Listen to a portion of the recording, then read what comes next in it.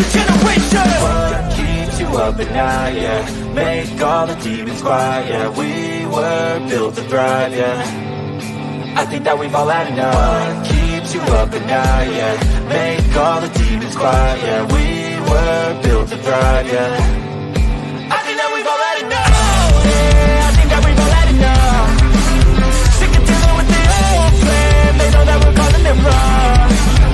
You got me like, oh, yeah, I think that we've all had enough.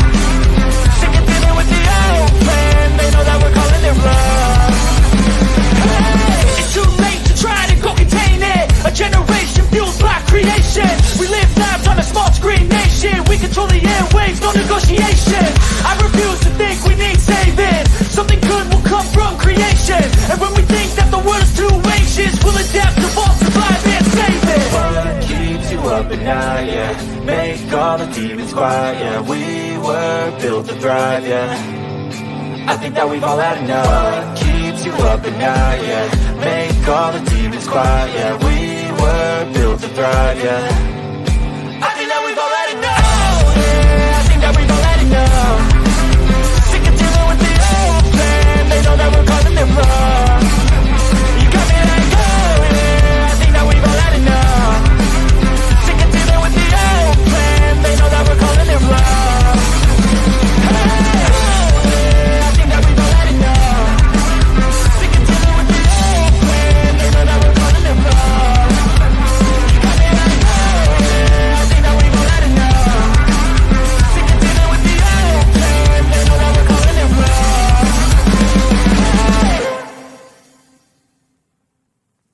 Nobody is coming to save you. Get up. Be your own hero.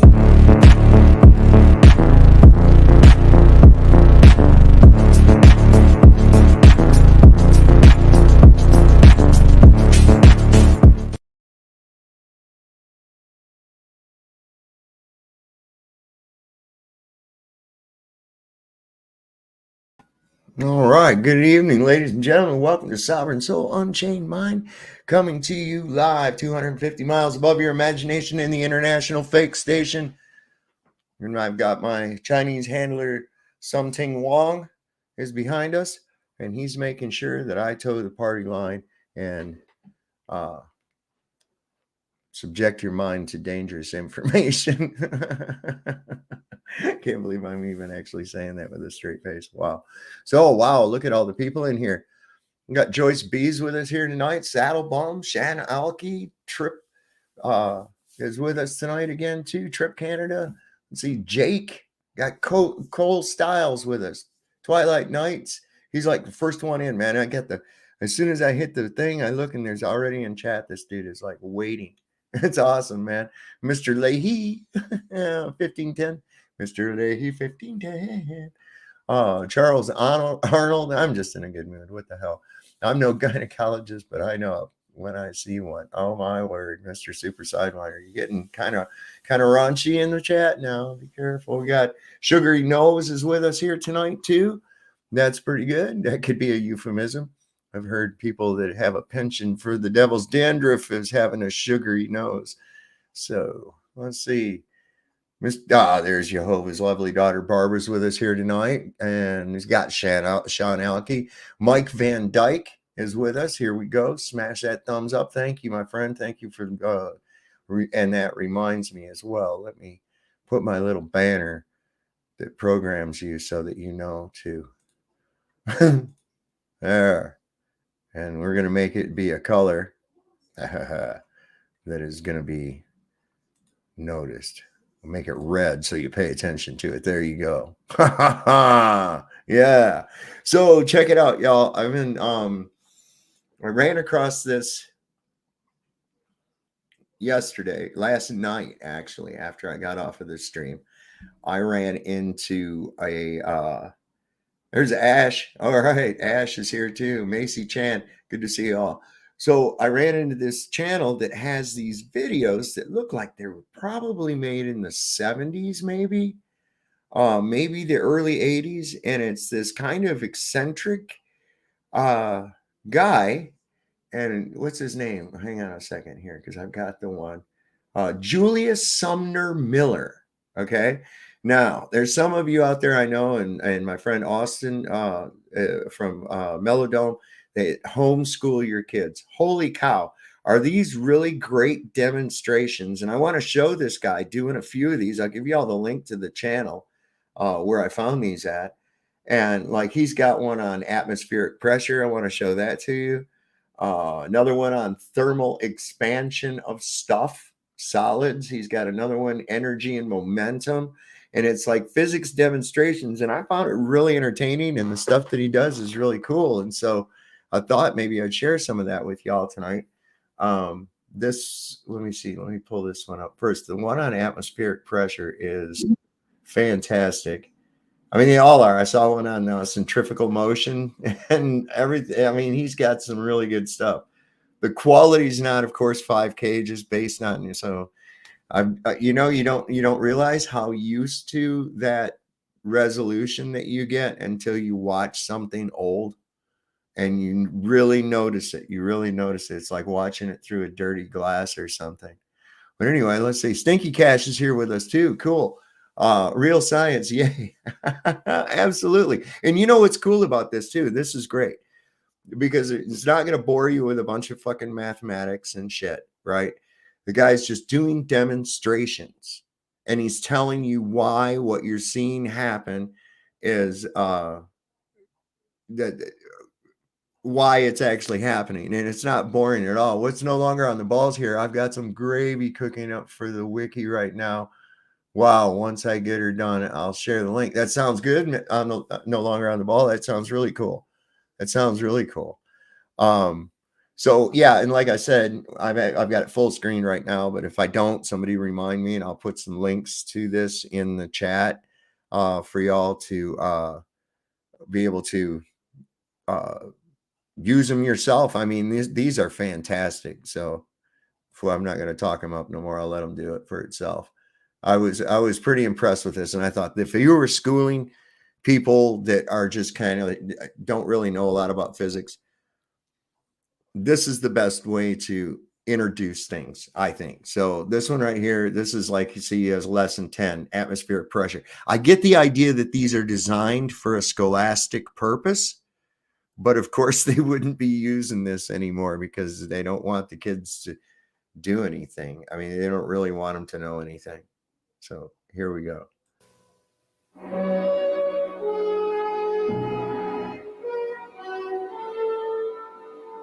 Just to keep the thing from freaking us out, I'm going to turn it up just a little bit so it's not, and I will be stopping it. And I will be stopping it from time to time. Just so that they don't shut us down. You know how they are when on this channel. Other channels can get away with shit. Channels like this do not get away with nothing or anything, I should say. I used the double negative there. You have to be careful. Speech is important. Yeah, they just want indoctrination. You're absolutely. What if we know a lot about physics? It's still good because these are like demonstrations that you could actually do at home. A lot of them. I just thought it was really interesting. This is a fascinating thing. And since we've been talking about pressure and gas behavior, this is a pretty good demonstration of that. At least when it comes to, he's got another one on Boyle's Law. He's got a whole bunch of these. So we'll get into them. Hang in there, folks.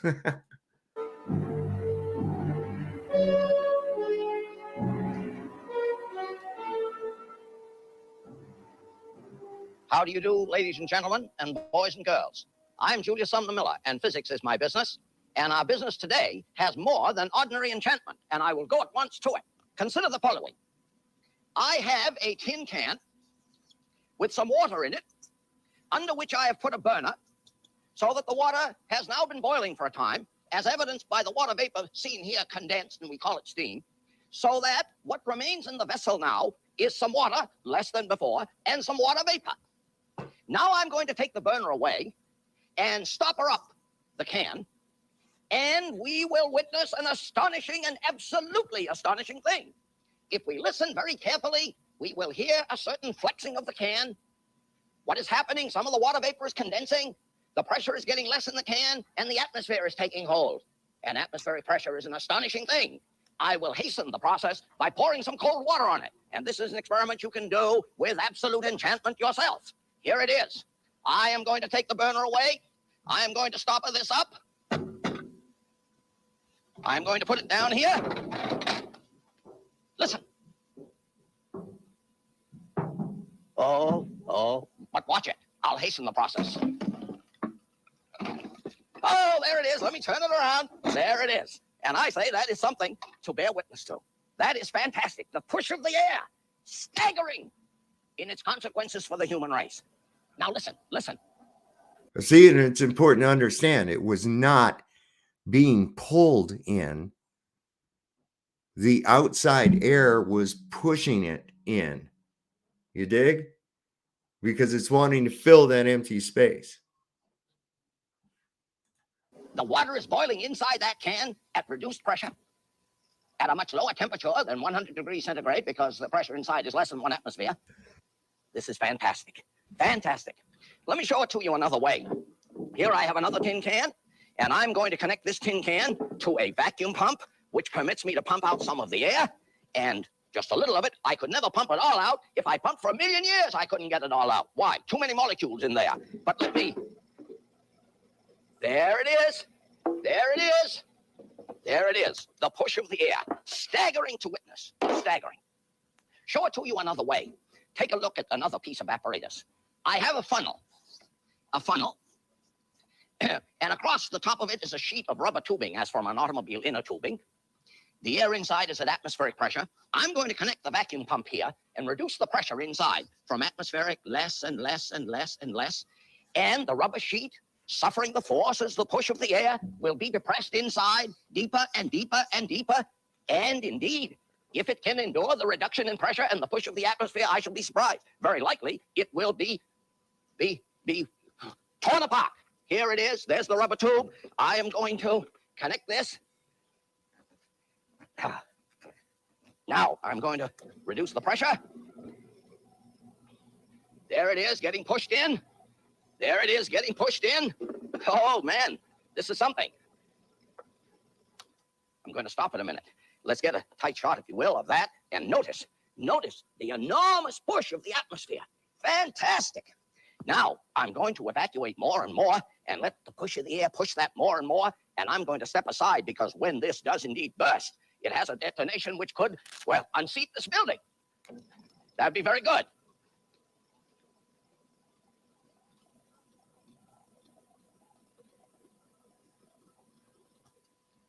Oh, I like to do this once in a while because it adds to the drama of the matter. It adds to the drama. Oh, there it went. There it went. I hadn't expected it, really.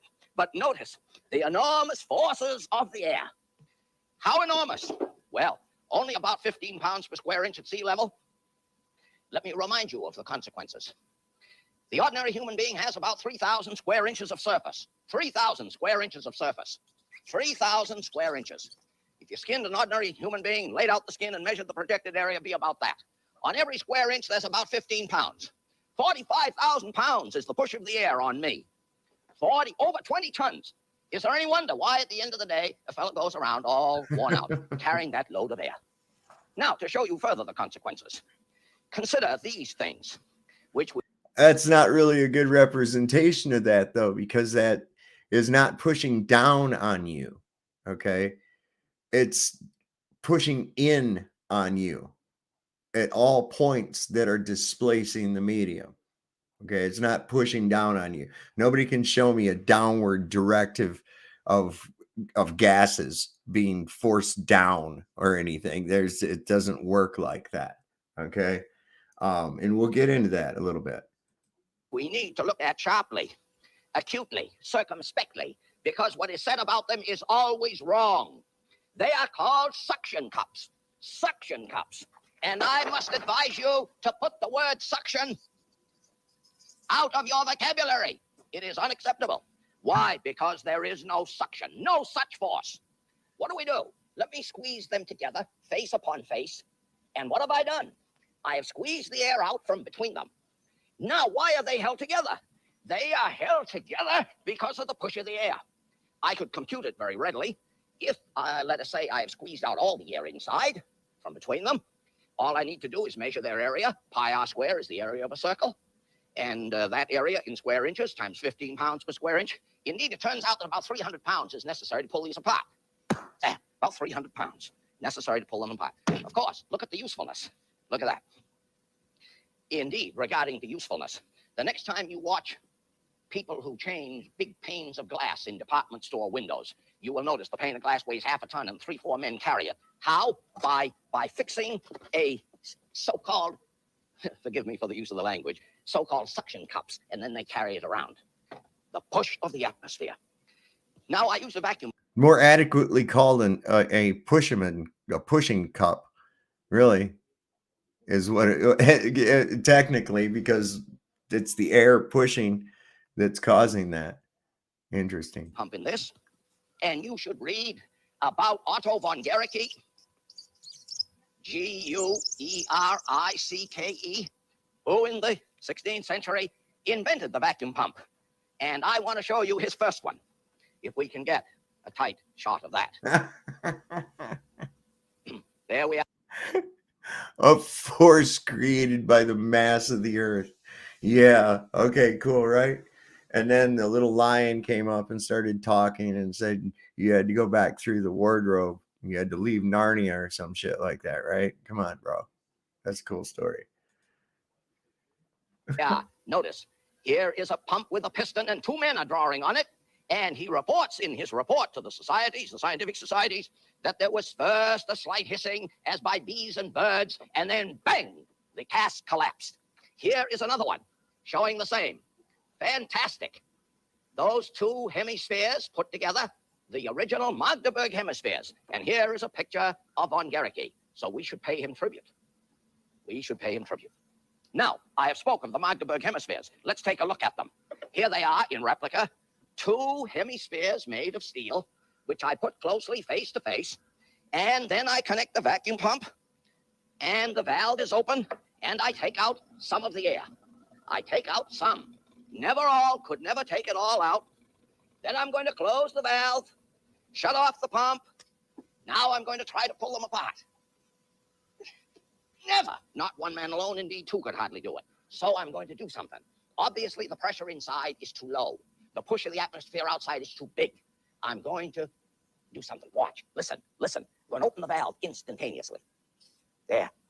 Now, what did I do? Oh, some say you let some of the vacuum out.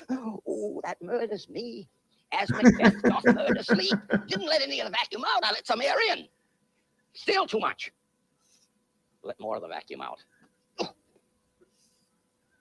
Oh, now I let so much out that all of it's out. And so we have the Magdeburg hemispheres, a classical demonstration historically. Let the vacuum out. Right. You got to think differently. You see, you got to think differently. This guy's shot. Yeah. I mean, he's really dramatic. I mean, he's really kind of dramatic and he's being cute. I think I would have enjoyed having a teacher like this. I really would. Because you get that idea. It's hard to wrap your mind around that because of the way our vernacular is, suction cup. And he's absolutely demonstrated that it's not that, it's the pushing of the air outside, of the pressure outside that's pushing in, trying to fill that empty space. That's what's causing that thing to stick together. And we would say, yeah, you're letting the vacuum out. You're not. You're letting the gas in. You're letting the air in. That air wants to fill that medium immediately. It's like almost instantaneous. Of atmospheric pressure. One more very dramatic one. On an earlier program, I showed this when I talked about inertia. But I want to do this now because it is a demonstration of atmospheric pressure. You see, ladies and gentlemen, boys and girls, what I'm trying to do is not teach any physics in these recitations, but rather stir your interest by events which are dramatic for the soul. Here is a sheet of paper, about 20 inches one way and 30 the other.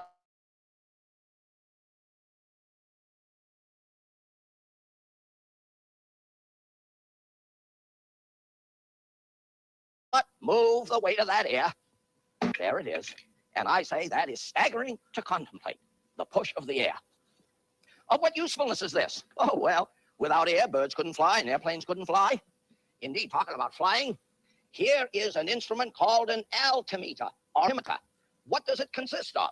It considers which is highly evacuated. I'll draw that little chamber, which is highly evacuated. Here it is, highly evacuated. And it has a lever system on it with a scale.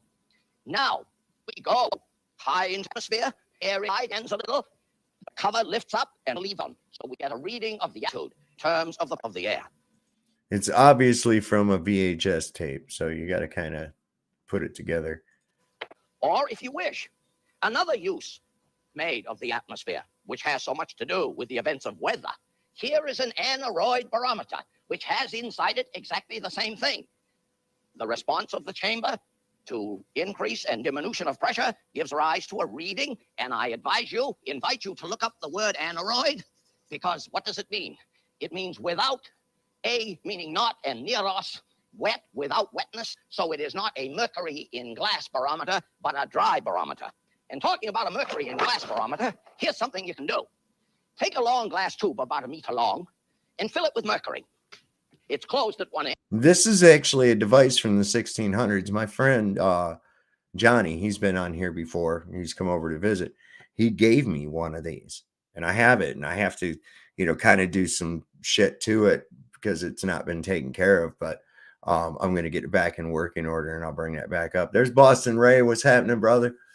Good to see you, man. Charles Arnold here with us. Andrew's come in. We got Michelle, also known as Naikas. Hello, baby. Andrew's here. Let's see, anybody else new? Stinky Cash. What's up, brother? Cohen. Yeah, it's a pushing force. That's right, Andrew. Yeah, the flag was moving because he told you because of the solar winds. What the fuck is this? I know, man. I know.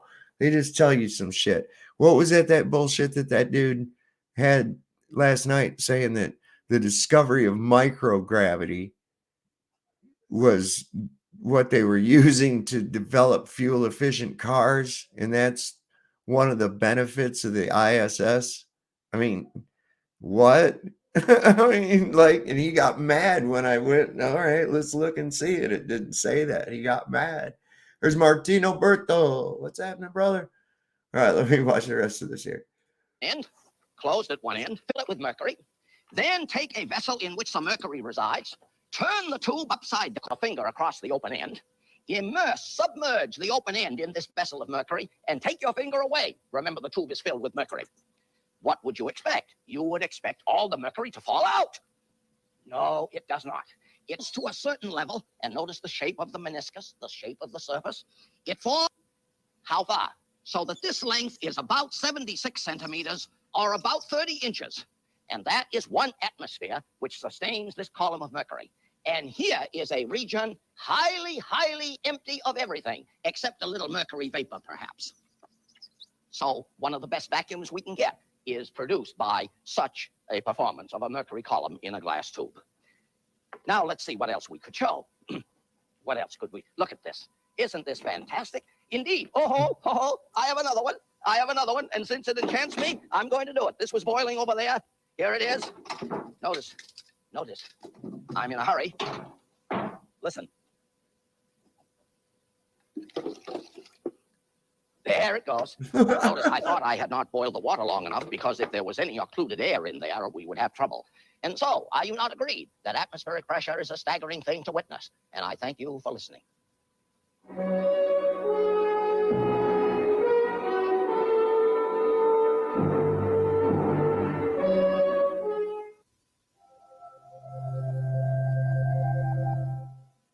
You reckon there was liquor in that glass, in that cup? Might have been. But there are no squirrels where I live. What? Gravity is merely the motion of the reference frame. Yeah, man, listen.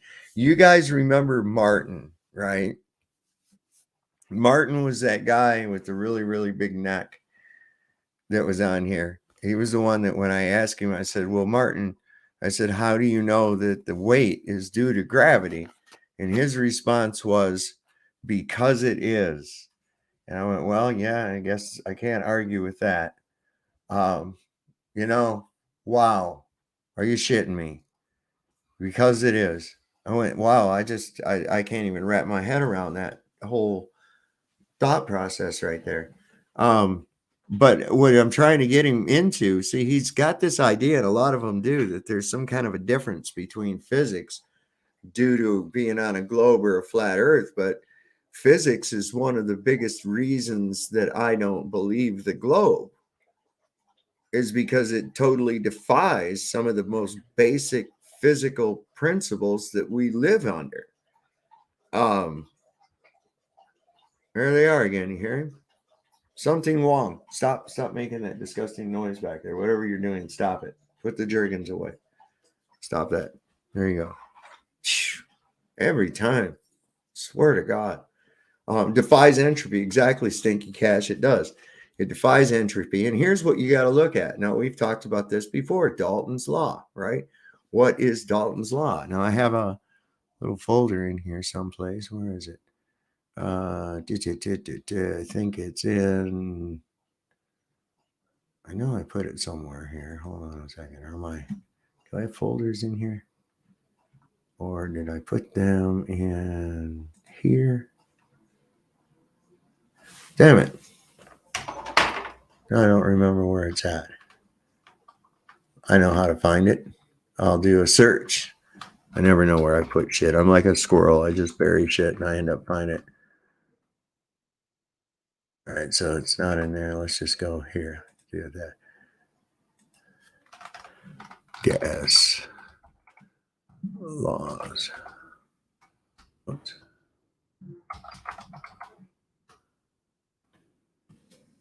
All right, so as it's finding it. Anyway, Dalton's law says that the sum pressure, which means the total pressure that we are under, is the added together pressures of each of the gases that are in the mixture, right? So, for instance, we have nitrogen, oxygen, carbon dioxide. Have I found this damn thing yet, or is it still looking? Why is it taking so long? Maybe it's in here. It's got to be. I don't know where I fucking put that shit. I know I have a folder, and maybe it's out here. Hold on a second. It's not. Anyway, I'll just do the fucking Google thing on it. What the hell? Give me just a minute here. There's a good graphic of it. Here we go.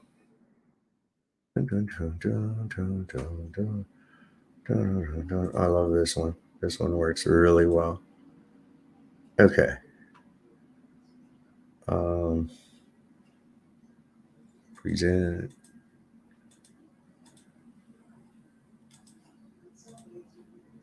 Okay. So take a look at this real quick. You see right here, this is the amount of oxygen we have right here at where we're at ground level, where all the gases are produced and exchanged. All right. We have this 3.03 oxygen, 11.32 nitrogen, 0.14 argon, 0.18 psi of H2O, right? And 0.007 of carbon dioxide. Not to mention there's dust and shit, but without the dust and everything like that, we've got these elements right here. Okay. This comes up to the sum total pressure. Now, as we rise in elevation, we start losing some of this due to temperature and the behavior that happens to gases due to temperature. And one of the things that makes it a little cooler as you go higher is that you have less of this, less and less of this in the air. Okay? That makes this go down, doesn't it? And so as you get up a little bit and due to dissipation, there's a little less of this, a little less of this, a little less of this, a little none of this. And who knows, maybe some of this, depending on where you're at in the altitude, right? This is why they could talk about these different spheres, like thermosphere and all this other dumb little layers like a jawbreaker and shit. No, it isn't. It's where some of these gases start to drop off. And it all due to their relative density to one another, but the overall pressure of these things, it doesn't mean there's none. It just means there's less, and therefore the total sum pressure is less. It has nothing to do with gravity at all. The fact that we do have any kind of pressure whatsoever, or a volume of gases or atmos, is due to the fact that it's contained. Now, how do we know it's contained? Because it has to be. That is the only way to obtain a volume of gases. That's it. There is no other way, because gas will expand to fill the empty space. And if there is absolutely nothing, it will still do that. It will still fill the empty space. If you think about this, if you had people say, well, look, a helium balloon will drop in a vacuum. Well, the balloon drops and the helium has no choice, but it has to go with the balloon itself. But does that mean the gas drops? No, it doesn't mean that at all, because as soon as you remove the balloon, what happens to the gas? Does it stay in a balloon shape? No, it fills immediately. Just it's instantaneous. Faster than you can even blink. It just goes right now. So I don't know what these people are talking about, that you having a space vacuum of some kind or another out there flying around. That's just dumber than shit. Now here we're going to start having the goddamn internet issues like the fuck they do every goddamn time I start streaming. This is getting to be a little bit much. I wonder if my thing ever did find anything. No, I guess it didn't. I'm still going to look, though. I'm going to look in this PC on this drive, and I'm going to look in here, and I'm going to find it. Yes. There's something. There's going to something come up. Has to. Once I find it, I'm posting it up on my... I'm tired of looking for shit, man. It's getting to be too much. You realize how much fucking new information and shit I run across every gosh dang day? It's insane. Now, what you just saw about the pressure, the reason I wanted to show you that is because it gets into your mind as to how drastic things can be altered due to how that phenomenon works, right? And then apply it to the topic at hand, to apply it to the way that our world works. Say, well, wow, how would this work on this scale, right? And this bullshit about we proved Wiki wrong last night. They're gonna have to change that. I don't care if they do or not, because despite what Wikipedia says, I know better that the pressure you feel in the air is not due to its weight from gravity at all. The reason you feel that pressure is due to the displacement. It's displacement. You're displacing that volume of fluid, and therefore you feel pressure, right? It wants to fill your empty space, just like it wants to fill the empty space of that void. Okay? That's why you feel pressure, and it's exerted on all parts of your body, just like that man said, every square inch of your body. That's why it's pounds per square inch, not pounds of downward pressure. It's even represented differently. So these fools want to talk that shit and say, yes, boobies make me smile. Just so y'all know, boobies do make me smile. So that's a given, I know. But, put out nice vibes that way. Timmy wants to fill your empty space. Timmy is a lunatic. He showed up over on Flatzoids today. In fact, what I ought to do, I think I'm going to. We'll come back over here to Julius Sumner here in just a minute, because he's got another one on... Oh, shit, he's got one on Newton's first law of motion. That's kind of interesting. Another one, what was he explaining? Just a second. Resonance and forced vibrations. Archimedes principle. We'll look into that too, because we talk about that quite a bit, right? But real quick, I'm going to go ahead and I'm going to go over and I'm going to pull up Flatzoid. Wow, we got 96 people in here. That's awesome. I want to welcome everybody. If I haven't noticed you in the chat, oh, there's Dreamy Lynn. Dreamy Lynn, allergic to BS. Look at this now. What are we seeing? This is kind of like a transition. It's a transition. Let's see, Flatoid's perspective. Let me get over here to his channel. I'm sitting here, I can't run my face and do this at the same time. Is this the one? Stream 3 hours. All right, hang on. Let me grab this. And he just is the unhinged weirdo that he always is every time. Let's see if I can get it up to where he's on.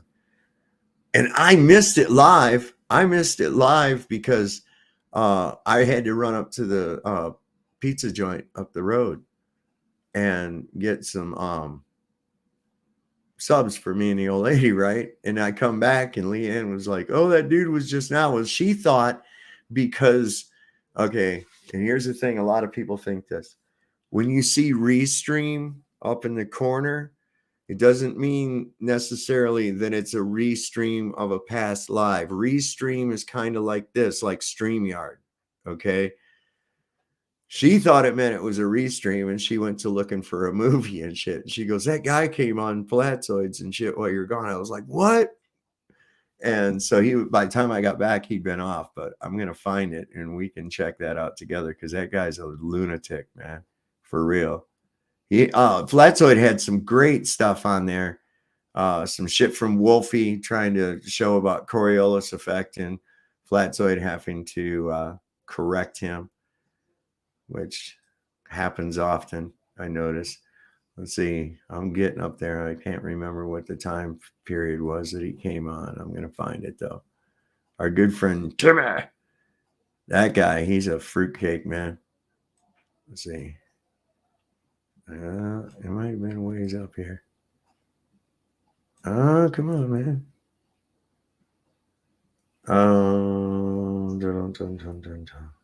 Anybody know, remember, or watch? Oh, wait. Is that him? No, that's PJ. Okay.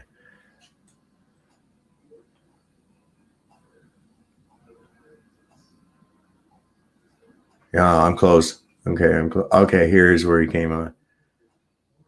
And he came on as Globe Earther Bob. Tell me how pathetic that is. He came on as Globe Earth Bob. Check the demonstration with the helium balloon in the moving reference frame. A car or van, it shows the direction of motion. Yeah, I have that video, Andrew. I'll bring that up here in just a little bit. I have a video of that. Absolutely. It's really cool. Yeah. Where's the gravity? Is there gravity in the front or the back of the car now or something? Or what's going on?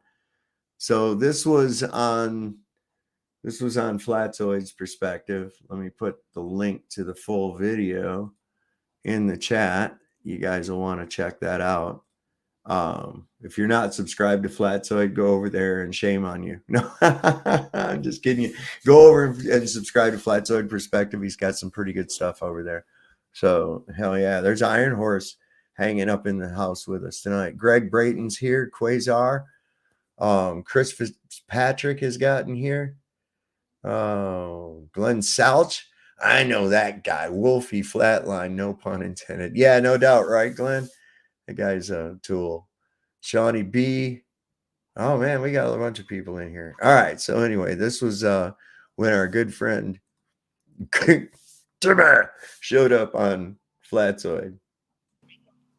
Is this Timmy? Yeah, it is. Yeah, what's up? It is.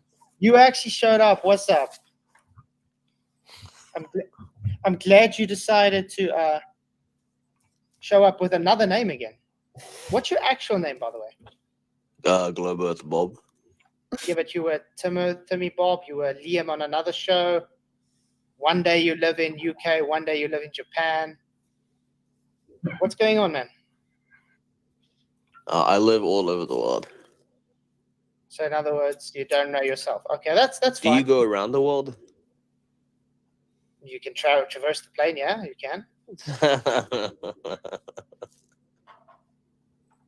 So I see you always show people experiments that you don't know what the hell is going on. It's amazing. Sorry. It Was really this an is. experiment or a demonstration? You once showed a Cavendish experiment. You were like, "Look at it! Look, it doesn't work." Cavendish is Oh not. God, so cringe. Wait. Cavendish is not an experiment. We went through this when you were on SOLVS and you got really obliterated because you didn't know. Okay, hold on. Can you just say that Cavendish is not real? Can you say Cavendish experiment is not real? It's not an experiment. Oh no, just say it. Just say it. Cavendish experiment is not real. Cavendish is not an experiment. Not Cavendish is not real. So Cavendish was a real person. He died. Wow. I'm talking about the experiment, bro. It's not an experiment. Must I talk in another language you might understand? Oh my God. Listen, whatever you want to Why would call you it, say I it's not don't real really if that's not care. what he's trying to I say? don't care what you call it. I really don't. But you know what I'm talking about. So just No, answer I'm the not question. saying those words. Do because you? This is the thing. This fucking idiot wants to say exactly what I tell you to, and if you don't, he gets mad as fucking hell, man. This guy's creepy as shit, man. He really is. that's not what I'm Agree with saying. it or not? Do you agree with it or not? What agree with it? There's nothing to Do you- agree. It's So you torsion. think torsion. that? So you saying what Cavendish It's- did is complete garbage? Is that what you're saying? Cavendish never did it, by the way. Cavendish died. Cavendish never did it. Oh, really? Okay. I'm gonna bring up citation. Oh my God, Cavendish never did it. Nope. What is with that giggle? I don't even think I What's with that giggle, dude? You Solve was right. You're mentally wrong. How am I mentally What is wrong? wrong with you? The guy said Cavendish Just that laughing experiment that you're is mentally wrong. wrong. You don't understand anything, dude. I Wait, never so you said don't believe so. in gravity? Wait, wait, wait, Gravity's wait. not real, Wait. It's an experiment, dude. He just lied on screen for everybody, saying I said Cavendish experiment is wrong. I never said those words. I said it's not an experiment. Yeah, you did. I said it's not an experiment. So stop lying. That's what he said. It And is I'm an going experiment. to, It and is I'm an literally going experiment. to show You're a you liar. ignorance. You have a hearing problem, sir. Yeah, and I'm literally going to show you ignorance now on screen. Pay attention. This is a journal, okay, scientific journal.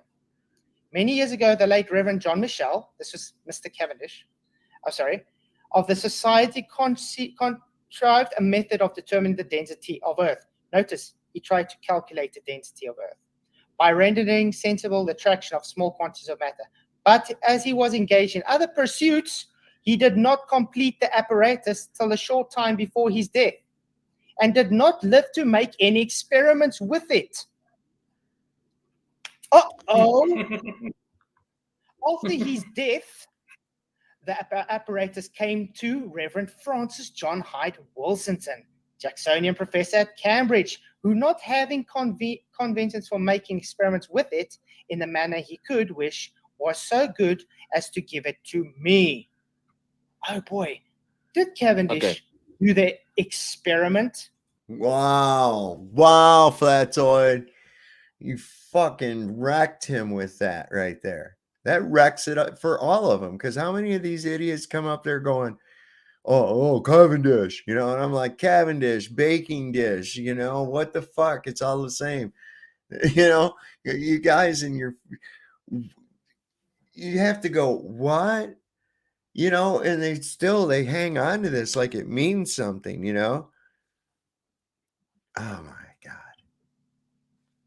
No, he actually did complete his experiment. I just gave you scientific journal saying he did not. No, what you did is you cherry picked. We know he completed the experiment in 1798. He Bring your completed it. citation. He completed the Bring your experiment. citation. Give citation to what? He just showed a scientific fucking journal that said that the guy never did the fucking thing. I mean, it's like, what? What? For your claim, I just brought the citation from a scientific journal saying he died. No, that's not a scientific journal. That's just garbage. Bring your citation. In fact, you can look at Cavendish.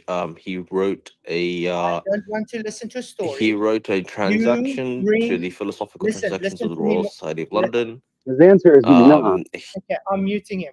Listen to me nicely, Timmy. This is my show.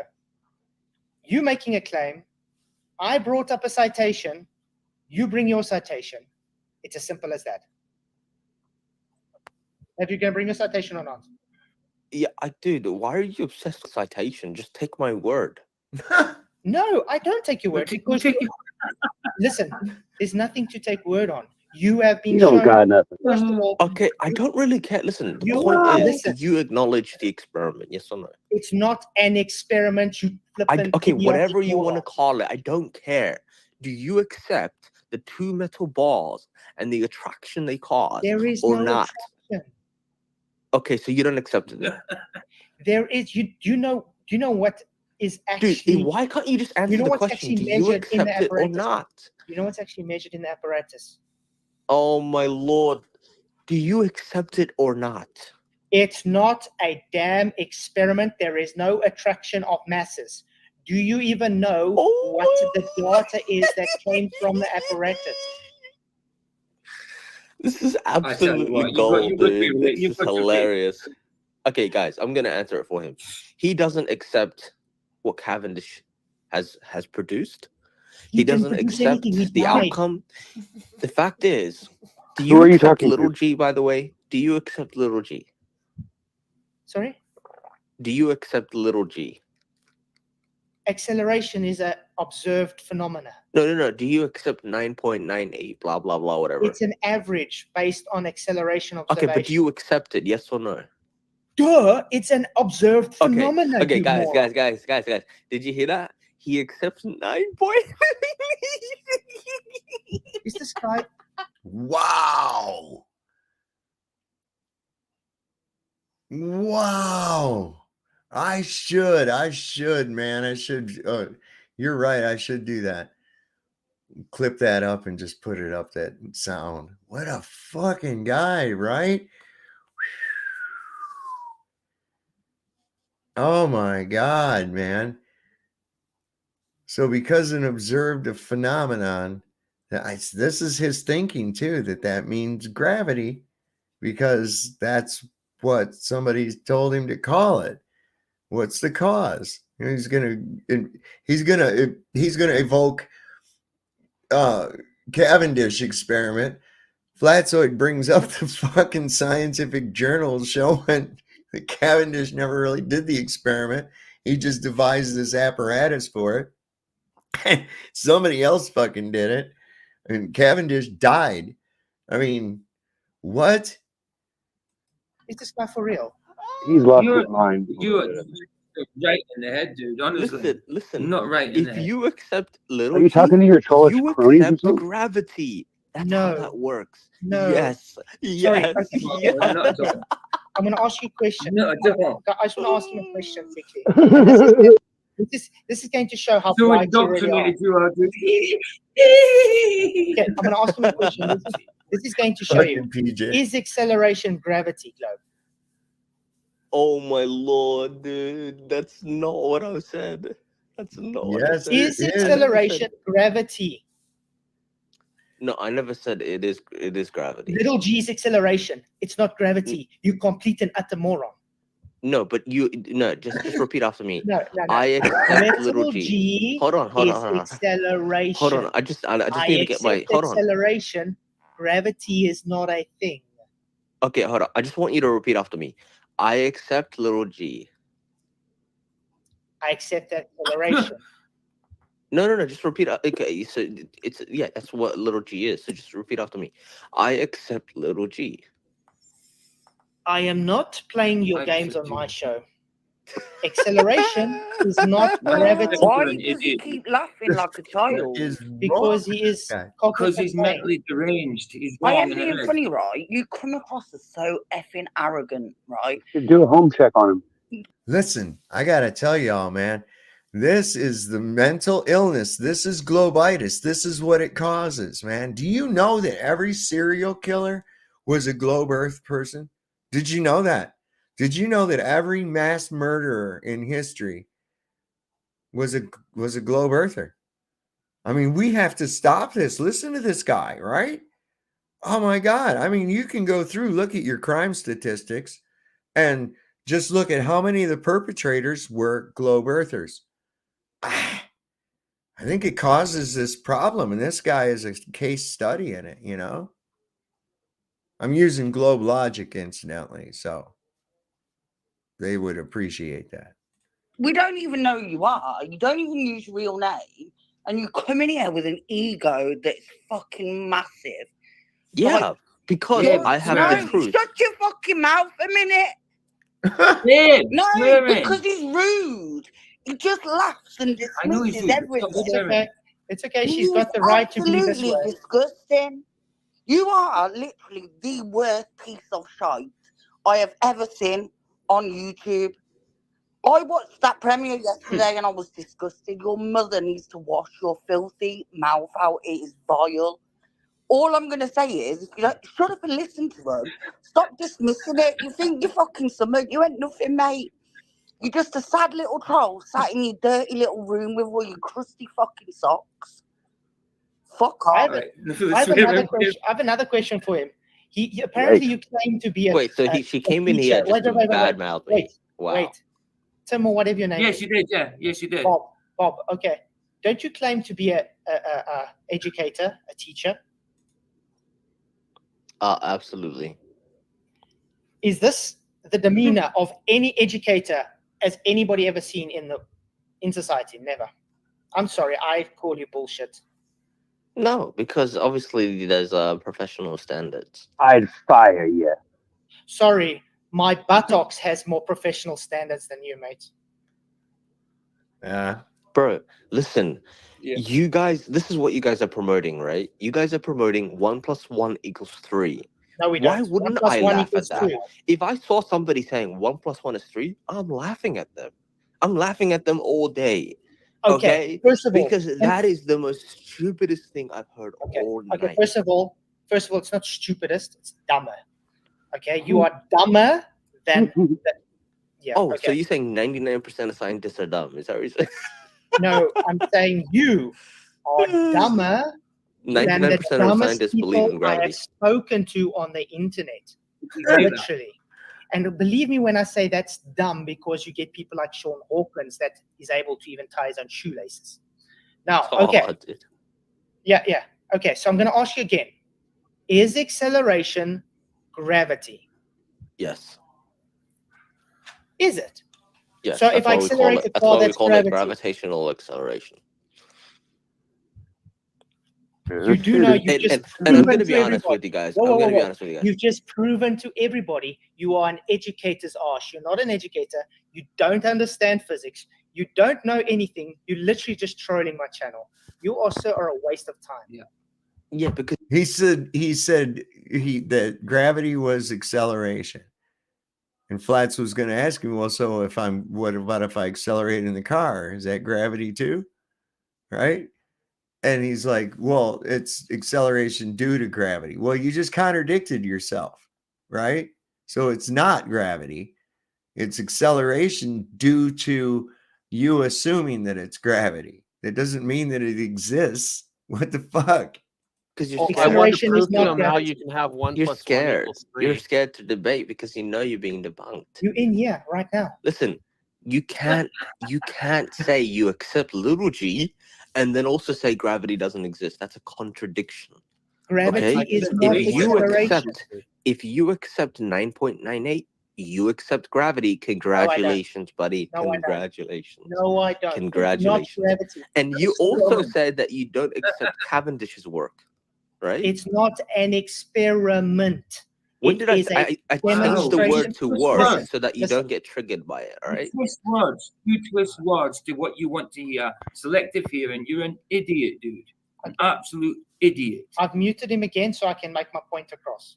See, I haven't seen this. I didn't get to see this part. When I came back from the store, it was done. And I was like, God, dude, this guy is so fucking funny, man. But I'm liking, it's like, what in the fuck is this guy going on about? And this is the thing. I run into this on all over the place. And I wonder, is it, do they really believe that? They really believe that little g, because they called an observed phenomenon a little g, that makes gravity real. That's what the fuck is going on with these people and what they think. I mean, it's insane.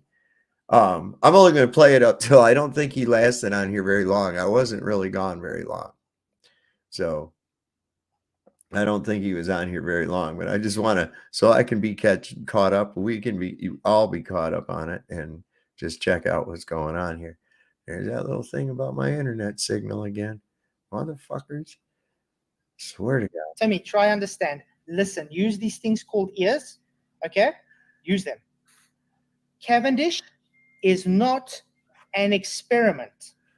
You can't even give me the variables needed to claim it as an experiment.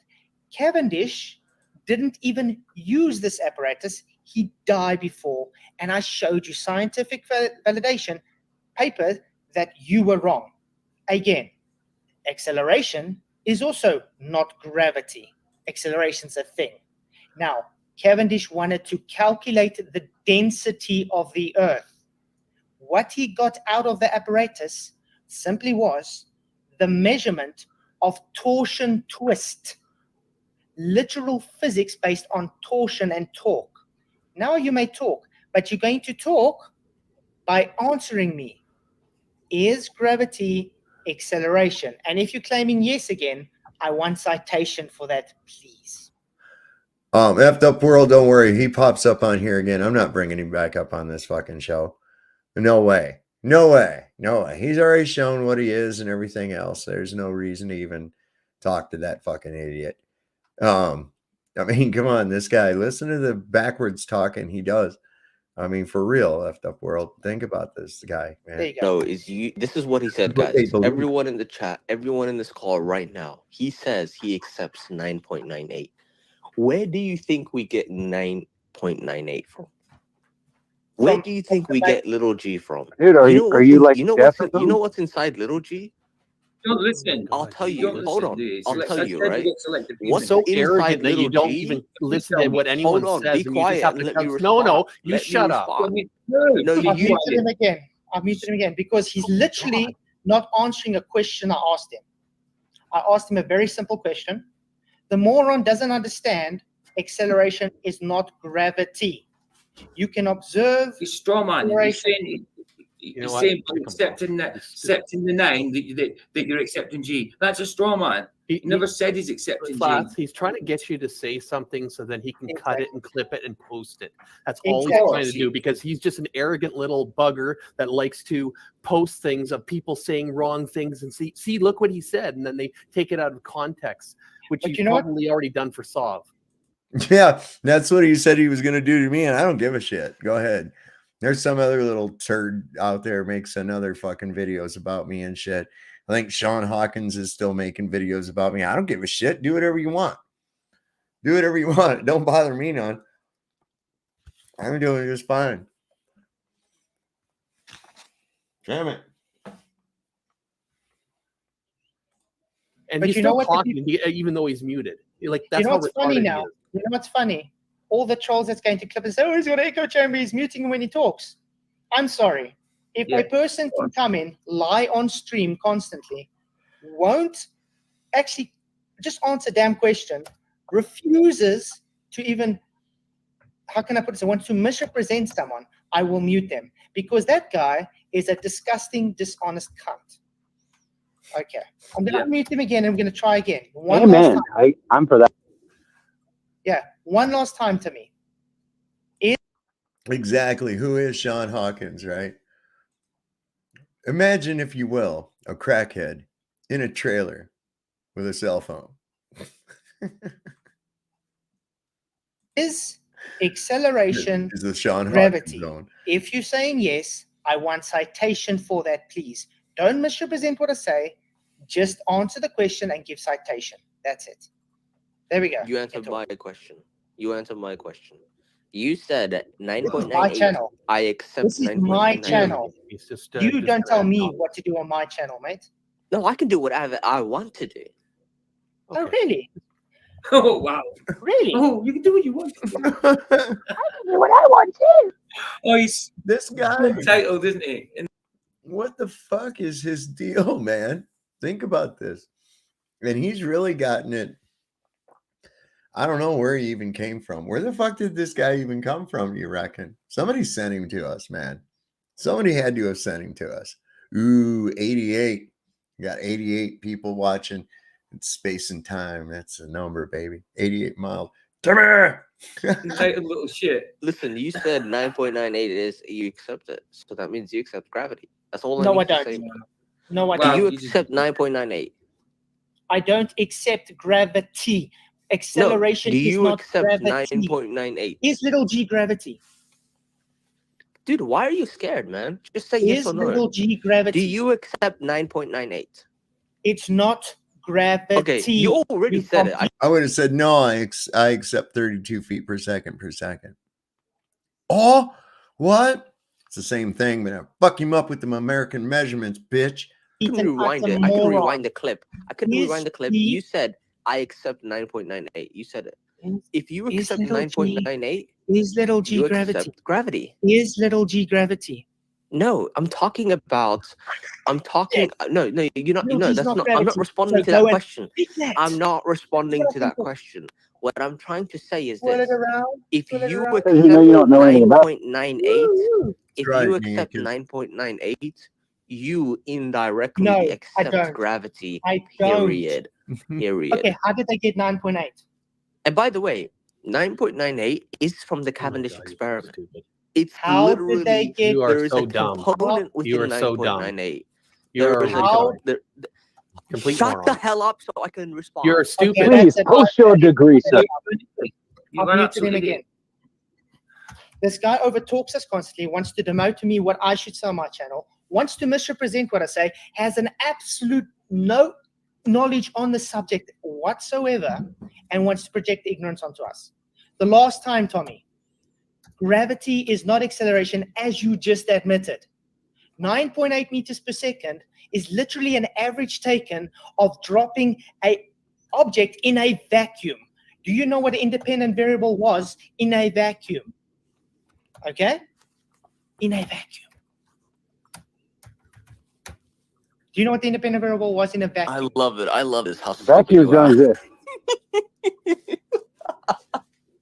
This You're guy so is dumb. busy with the Yeah, voice there- changer. There is a component. There is a This guy component is within You busy should with the voice 9.98. changer. Hold on. He's just There is a busy with the No, voice no, component. changer. no. You hold on. No, listen. You There's a can't even- component. There is a. Can I actually No. say something? No, you No, you can't can't. talk. You're being rude. You're being rude. Bitch. Denied. You're being very rude. You're over talking Yeah. us So what? constantly. I'm going to be rude to stupid people. That's how it is. Okay. Delete him. Okay. You're the Get him off. stupid Yeah, one, well- dude. He's just an idiot. Go on. Bye, removed. Sorry, guys. He's rude. He's incompetent. He doesn't actually know anything. He wants to misrepresent. He wants to lie. He's coming just to disrupt the show. He's gone. Yep. Finished. And that was the end of that guy on that show. So no, he won't be coming back on here. I can guarantee you that. That's not gonna happen. That's not gonna happen. I'm looking for another one of those Julius Sumner. And he was looking at which one was it?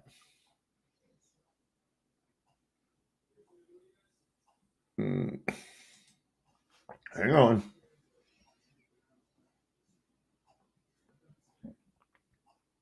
Yeah. I wanted to get into this one. Adventures into Bernoulli. Who was Bernoulli? Let's find out first. Let's see.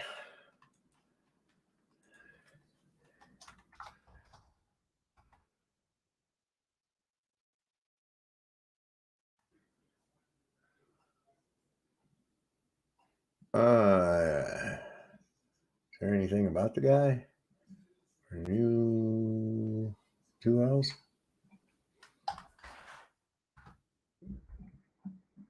Got Bernoulli. Here he is. Daniel Bernoulli. Let's read this together, shall we, folks? Let's see what we find out about this character. All right? Y'all see that? Should I make it bigger? Like that? There we go.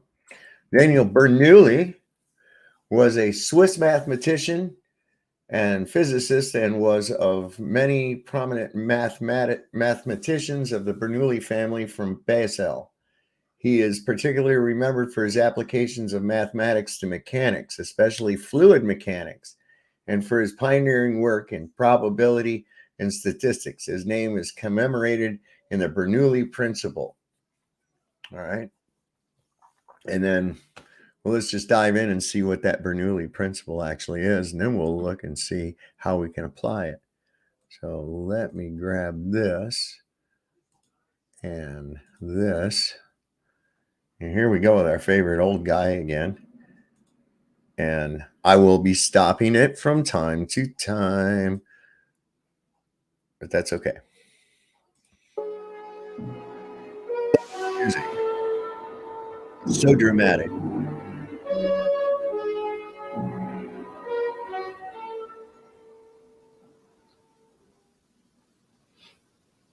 How do you do, ladies and gentlemen, and boys and girls? I'm Julius Sumner Miller, and physics is my business. And my business today has most uncommon enchantment. And of all the things I like to do, of which there are hundreds in this business of demonstrations, this indeed enchants my soul the most. It has to do with the principle of Bernoulli. Bernoulli, B-E-R-N-O-U-L-L-I. And I urge you to go and read about the Bernoullis, because they were an uncommon family. 120 of them, all geniuses, unlike anything in the history of the humankind. The best that we've ever had are the Bachs in music, and there were only at most 24 of those. But can you imagine over 100 people named Bernoulli, all geniuses, not one an ordinary man? Now I will recite to you quickly and passingly. Which makes me wonder, were they real? You know? That many fucking geniuses in one family? Really? Come on, y'all. The principles lying herein, these demonstrations, which you can read about in your books. First, we learn from Bernoulli that when a moving fluid like air encounters a constriction, that is a narrow space, the velocity increases. So as we say, the velocity is increased in a constriction. One other principle emerges from a study of Bernoulli, and that is that the pressure in a constriction diminishes, or goes down. So we have these two principles. Velocity increases, pressure diminishes in a constriction. And now I'm going to show you an abundance, an array of experiments, demonstrations that reveal this. Consider the following. Why an airplane can fly, says Bernoulli. He explains why. Why a ball can be thrown in a curve. Why a chimney has a good draft. Why a bird can soar. Why a boomerang, whatever it does, boomerangs. All of these things can be accounted for in terms of Bernoulli's principle.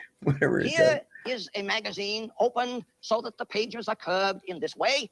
And now I'm going to blow a stream of air against the inner edge of these pages. One would think that they would be pushed down by the push of the air. But no, watch. Watch. Well, the page was lifted up. There it is. Now, that airplane wing has some flutter, which we don't want, of course, in a real airplane wing. But the air going over the top gave rise to a diminution in pressure, and the atmosphere below lifted the page up. Consider another of the same. Here are two spheres, two croquet balls, with a little separation between them. And this region is a constriction. I'm going to blow some air through there. One would think impulsively that the spheres will be blown apart. No, they are not. The pressure will be reduced, and the atmosphere will push them together. Watch it. There they are, pushed together by the greater atmospheric pressure on the outside. Now, of what consequence is this? Well, very important indeed, because if two ships pass, let us say, two ships passing on the sea, if they pass too close to one another, the pressure is reduced between them and they could be made to collide and break apart. Here is another, very dramatic, my chimney effect. Here I have a chimney. You remember a requirement of our work together is imagination. So I could, of course, draw the picture of my house and my chimney, and there's the fireplace in my house. Now, why does my chimney have a good draft?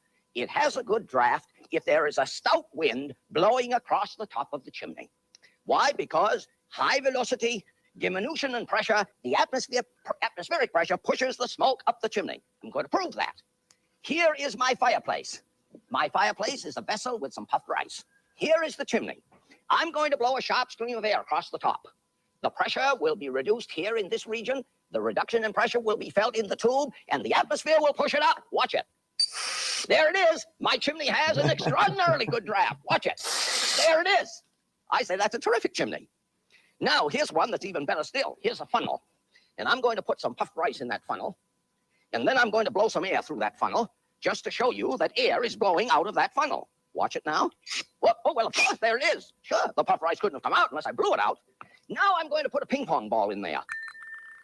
There it is. Now I'm going to blow that ping pong ball out. Watch it. Indeed. Somebody says, oh, he's got it stuck in there by magnets or something. No, no. I will dispose of it as quickly as I can with the following remark. Here it is. Here it is. Here is the funnel. There is the ball. Here is the air. The ball fits in the funnel very snugly, and these regions right here are constrictions, and when the air passes in there, it has a high velocity and a reduction in pressure, and the atmosphere holds the ball up. Indeed, this principle of Bernoulli is why an atomizer works. You know what an atomizer is. An atomizer is a tube that resides in a vessel, and here is some liquid, and here is a tube across here, and here is a bulb, and you squeeze the bulb, air rushes across, there is a reduction in pressure, the atmosphere pushes the liquid up, and then the liquid is caught in the airstream and comes out there. I have often thought that the reason that's called an atomizer is because little atoms of the liquid come out there. Don't you like that idea, little atoms? Now, here is an atomizer, and spray would come out there. Now, I'm going to show you an atomizer on large scale. Watch it. This is fantastic. I don't know. What do you guys think? This guy's got some pretty cool demonstrations. I mean, does it give you an idea so that you understand some of these principles? I mean, I think it's pretty cool, really. He's gonna die with those diagrams. Yeah. Well, he's just like I don't know. He seems like a pretty eccentric guy. He really seems like somebody who's really into what he believes, you know, into what he's, or not what he believes, but what he's showing you, you know. And I think this is some good stuff, man. I think this is good ways to get people to understand some of these principles. Here is a tin can, and here is a tube, quite like that one residing in the atomizer. And I'm going to blow a stream of air through this tube. There will be a reduction of pressure in the... Okay, I want to know why this motherfucker got so many paint thinner cans, man. What's going on? Dude's probably got a meth lab. So yeah, he's like that Breaking Bad guy, right? He knows all this shit, so he's cooking up meth while he's doing science videos and shit, right? The tin can. And now what will the atmosphere do if the can has less pressure inside? The atmosphere will collapse it because it is enormously strong. Watch it. Watch. There it is. There it is. I tell you, that's terrific. It's so terrific, I'm going to do it again with another one. There's another one. He's really excited about it. Well, man. if I like it, I'm going to do it twice. I may do it 3-4 times. Watch it. Oh, look at that. Well, that's 2 times, and I'm going to do it once more. Once more. Why? Because I like it. Watch. Whoop, whoop. Oh, oh, there it is. Notice, there it is. Wait. There it is. There it is. And I tell you, that's terrific. That's fantastic. Now, pressure reduced in a constriction, velocity increased. Consider a consequence. Flag. United States flag, Australian flag. Why does a flag flutter? Bernoulli. Have you not heard sometimes your Venetian blinds chatter? Bernoulli. The air blowing across the top of the shutter gives rise to a reduction in pressure. The shutter is lifted up. Now, because of its springiness and its inertia, it falls back, and so it oscillates. And I'll tell you how powerful an instrument Bernoulli's principle is. Some years ago, a bridge way up in northern Washington collapsed because of the effect of Bernoulli's principle, because of the role Bernoulli played. Now we got something wonderful. Terrific. Oh, why is it terrific? Because you would not believe it. Here it is. Supposing I had... He's almost like the physics equivalent of you. But wait, there's more. He's like the Billy Mays of physics right now. He's like, oh, if you think that's fantastic, watch this, you know? And it's like, all right, how much would you pay? Don't answer. Watch this shit. A tube, and I drove a stream of air up here, and I had a ball right at the top, vertically above the blowing air. You would say if the ball stays there, it's because the air pushes up and the ball pushes down, and when they are equal, the ball stays there. and that would be correct. But now supposing I turn the tube off the vertical, and the ball still stayed there. Well, you can't say that anymore, because when the ball receives the air that way, there is a component that way and a component that way. That one may hold up the ball, but this one should drive it away. But I'm going to show you that it doesn't. Watch it. Oh, little trouble. Uh-oh. Let me try a heavier ball, a golf ball.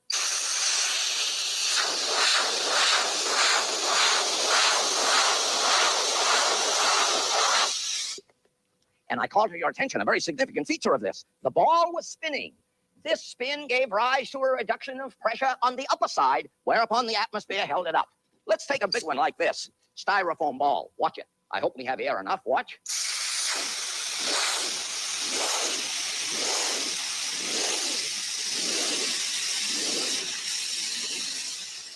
And I say that's terrific. I just love that. I want to do it again because I do. Any objections notwithstanding.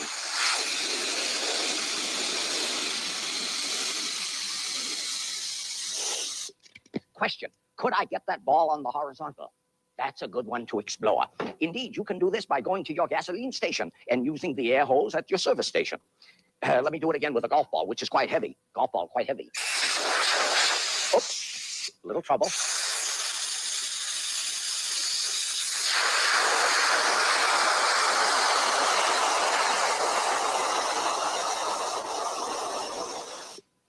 Now, see, you drop this motherfucker back in like the 1500s, put him in a little cap and, you know, all that shit. This dude would be considered like a wizard or something, right? But all he's doing is taking the principles of nature and showing you things with it that you've never seen before. And that's what I think is really cool. Hey, there's Mojo Shop. What's happening, bro? He's like Fire Marshal Bill. Yeah, no doubt, right? But I think this has got some good shit, man. This has got some good shit. Finally, since I enjoy, as you know, the physics in toys, here is a wonderful demonstration of Bernoulli. Here is a little toy car. Here is a little toy car. And what am I doing? I am storing some energy in a wound-up spring. And when I release the spring, it unwinds and turns a fan, and there is a stream of air emerging from here. I'm going to show you that there is. Watch it. There is a little polystyrene ball. There it is. Now remember, I can put that off the vertical. Watch it.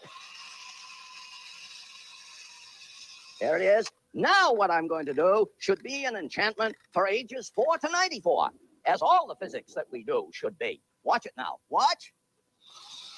Oh, isn't that something? Look at that. A fucking thing I'm going to follows do that it. again because I like it. There it is. This is a Bernoulli car. And why does it work as it does? Because, one, there is a push of the air, a high velocity on one side of the ball, which gives rise to a diminution in pressure, and thereby the atmospheric below holds it up. Now, what shall we say about Bernoulli? The applications are phenomenal. As I've remarked, two ships passing on the sea should not pass too close to each other. Indeed, have you not stood on the sidewalk when a fast-moving vehicle has gone by and you have been made to rock? Or have you not passed in your car, a bus, let us say, and your car is made to rock? This is a consequence of the reduction in pressure between the vehicles, whereupon the atmosphere on the outside pushes them together. Indeed, when the Japanese designed their most recently accomplished railroad from Osaka to Tokyo, where the trains go about 120 miles an hour, what was the critical thing? Several. One, the center of gravity idea. Number two, how close can the cars be without the effect of Bernoulli? And so I say, read about the Bernoullis. They are wonderful to know about. And I thank you for your attention.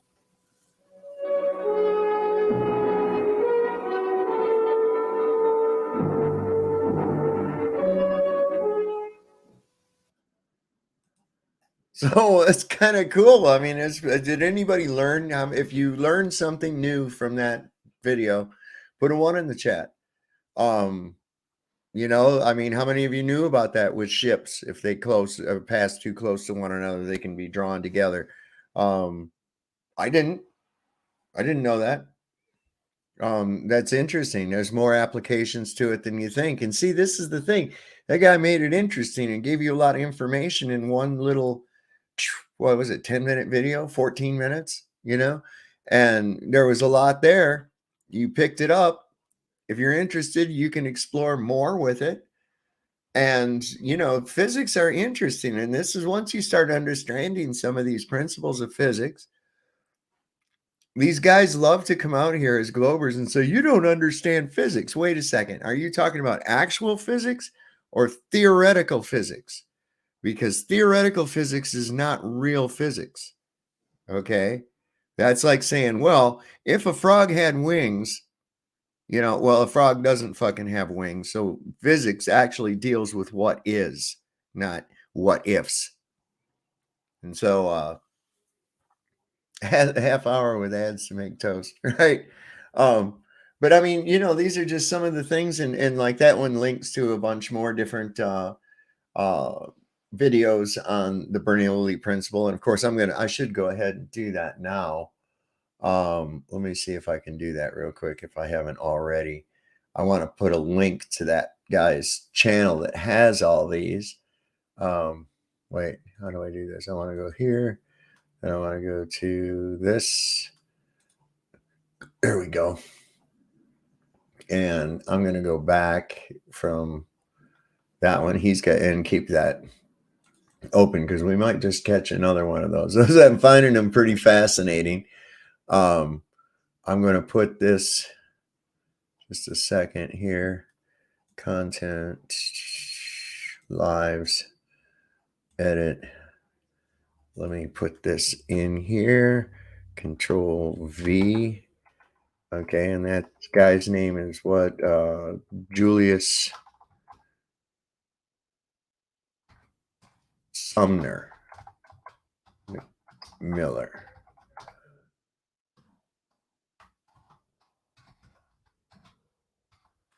Okay, and that's the channel. So check those out. Did I put a link to that last one in the... Did I? No, but I will. In case I didn't, I'll share and put a link to that in the chat. So anybody that wants to go and check that out can go and check that out. But yeah, that's a really, listen, man, these, I think he's kind of entertaining because he's like, what? This guy's really into this, man. He really digging on this shit. Yes, you should watch all videos made for third graders. Pay attention to his video on gravity. Does he have one on gravity? These are just physics demonstrations. I think they're interesting and shit, you know, and there's a lot of people that don't know that. Would you like to come up and challenge my knowledge of physics, Charles Arnold? Would you like to come up and discuss your fictional gravity with me, Charles Arnold? How about you just go ahead and click that link? Come on up here. I'll be happy to talk to you about your fictitious gravity. First thing you can do is prove that bullshit to me. Okay. See, this is where these guys are at. This is where these guys are at. But yeah, I'd never thought about that. I mean, I was aware of that principle, but I'd never thought about that when it comes to ships or even like trains. I mean, that would probably be the last thing that come to my mind would be, you know, two trains passing each other could actually be, you know, especially if they're going really fast. That's really interesting, man. So you got to take that into consideration. I would have never thought that. But and we've all been in traffic and you feel another vehicle go by, but do you really understand why your vehicle went like that?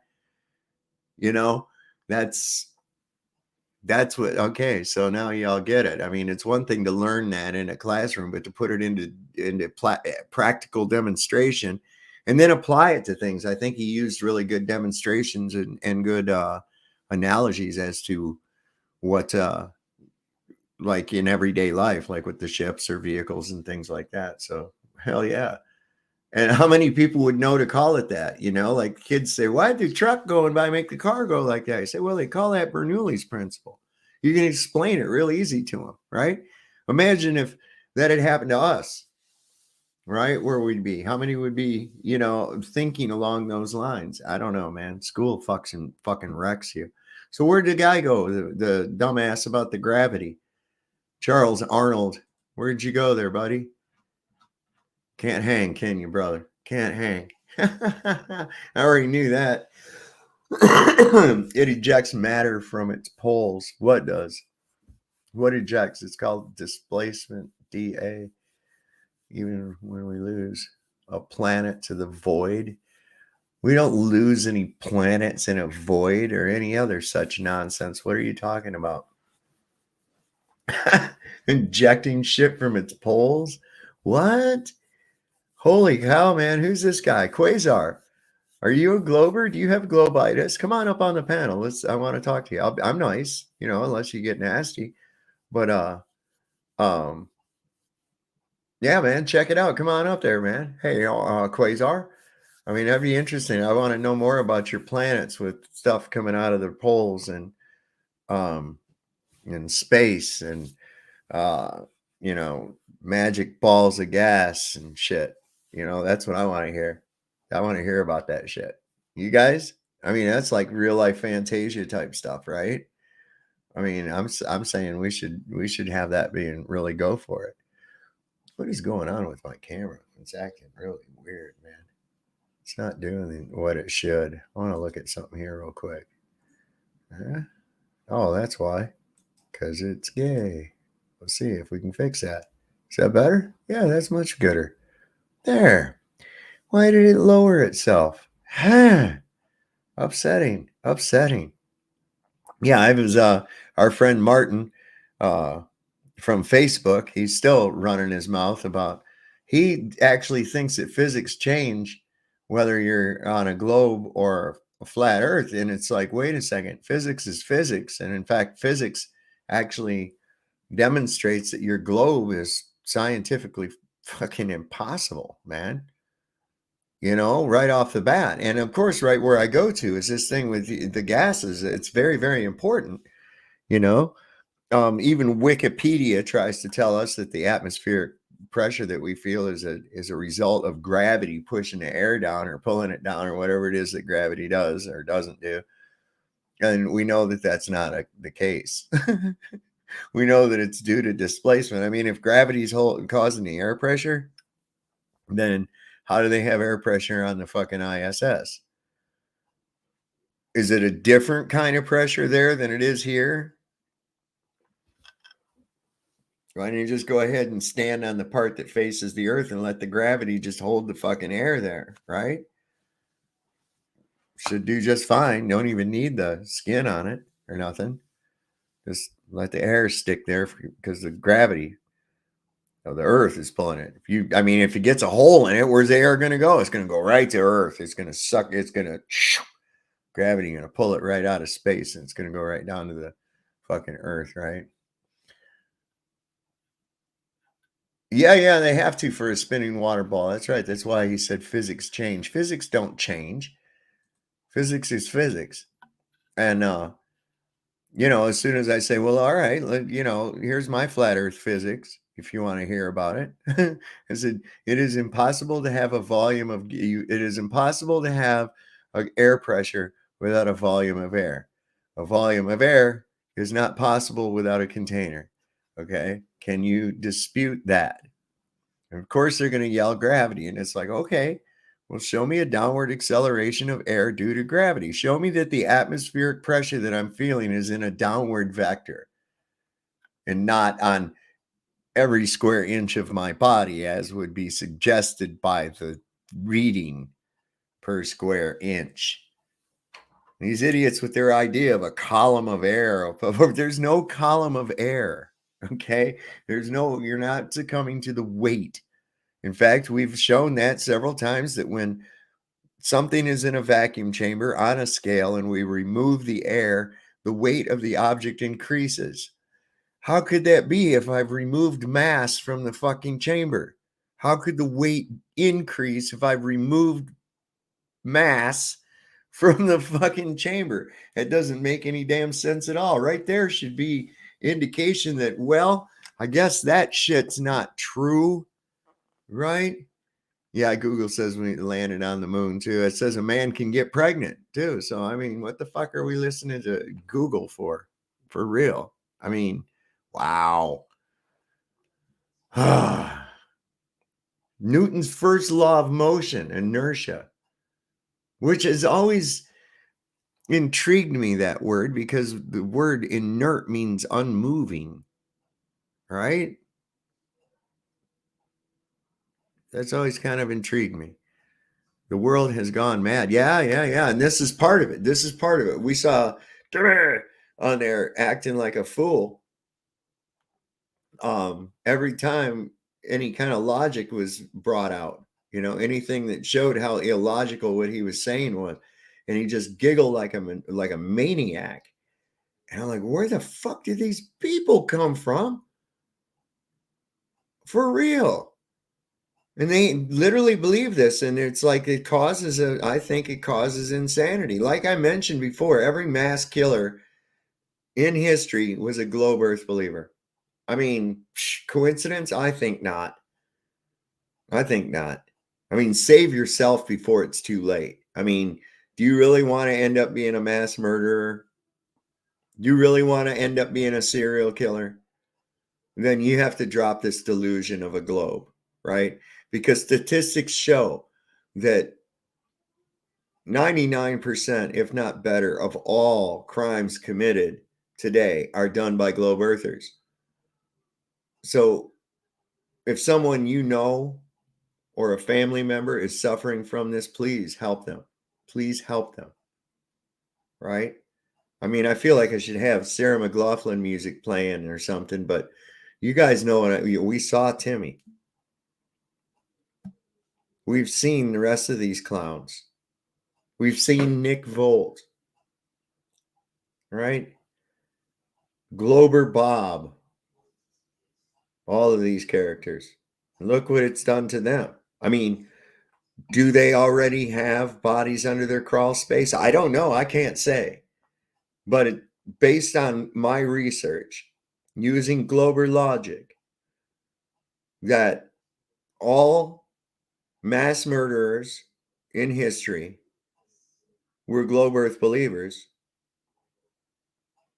that it can only mean that it's because they believe in the globe that they did these things. So, save yourself. That's what I'm saying, y'all.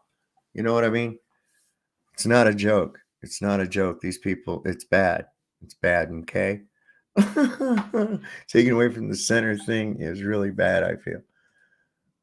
Gaslight us. The irony burn. Yeah, they do. They gaslight the fuck out of us, man. PhD Tony. Oh my God, that man looks like he hadn't shit in a month. He acts like he's got a shit and can't. I mean, he needs to just go over in the corner, have a nice big fucking fart and relax, That's what I'm saying. That guy. Wow. Okay. Can you see your photos of your trip to the ISS to verify your claim? Nope, just believe. Yeah, right? What, is somebody on here actually claiming they went up to the ISS? No, they can't be.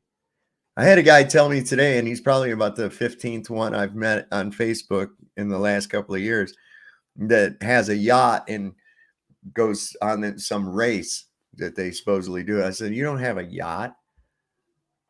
I said, shut up. You don't do that. Just stop, man. If you got to make up shit to make your point, you don't have a point, right? You don't have a yacht. Your mother's got a fucking hot pocket in the microwave cooking for you right now. And you're in some musty fucking basement, jacking off and fucking arguing with people. I saw it on The Simpsons, right? Should fart in a spacesuit. Yeah, they did that on The Simpsons too, I think. I think he farted in a spacesuit or something. He started puking. Prove they're lying about. No. You claim it's real. Prove that it is real, brother. The hell are you talking about? I thought you were supposed to come up here and tell me about your fucking gravity, dude. Come on, Charles. You're really slipping. You're letting your globe community down. You're letting us flat earthers make more people flat earthers, and we're just growing in number, and you guys are slacking. You guys are slacking really hard. So come on, man, click that link and come on up and tell me about the fucking gravity. Uncle Artie was supposed to come on. I asked him to come on here to tell me about Jupiter. He said, Jupiter's a gas giant. And I said, how do you know that? And he goes, you can see it. I said, how does looking at something in a telescope tell you what it is? what it's made out of and shit.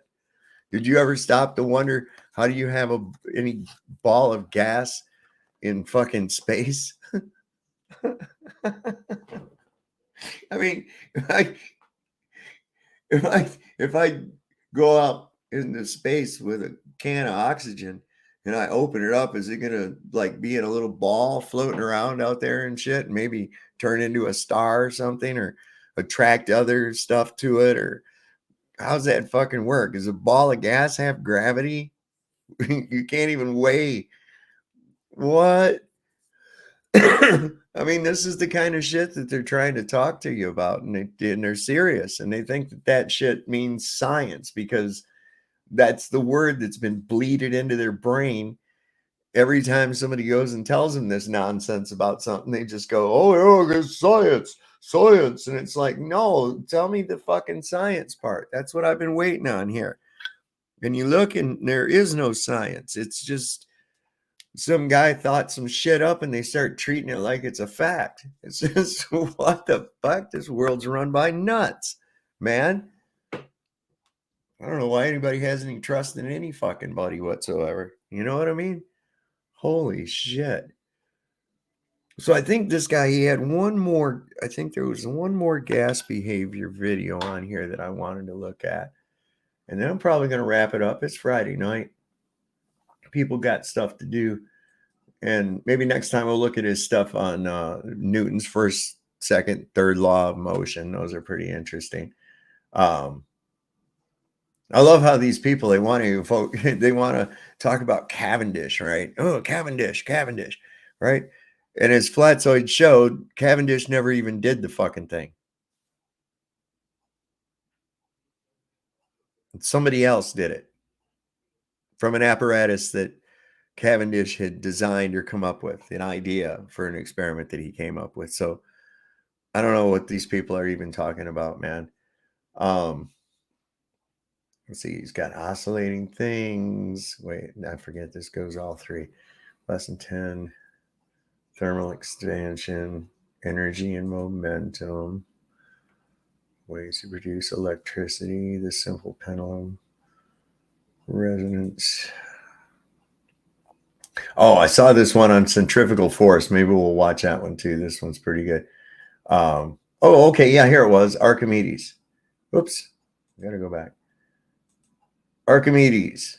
All right. Because this is one of the crux of our thing. We talk about buoyancy and density, right? All the time.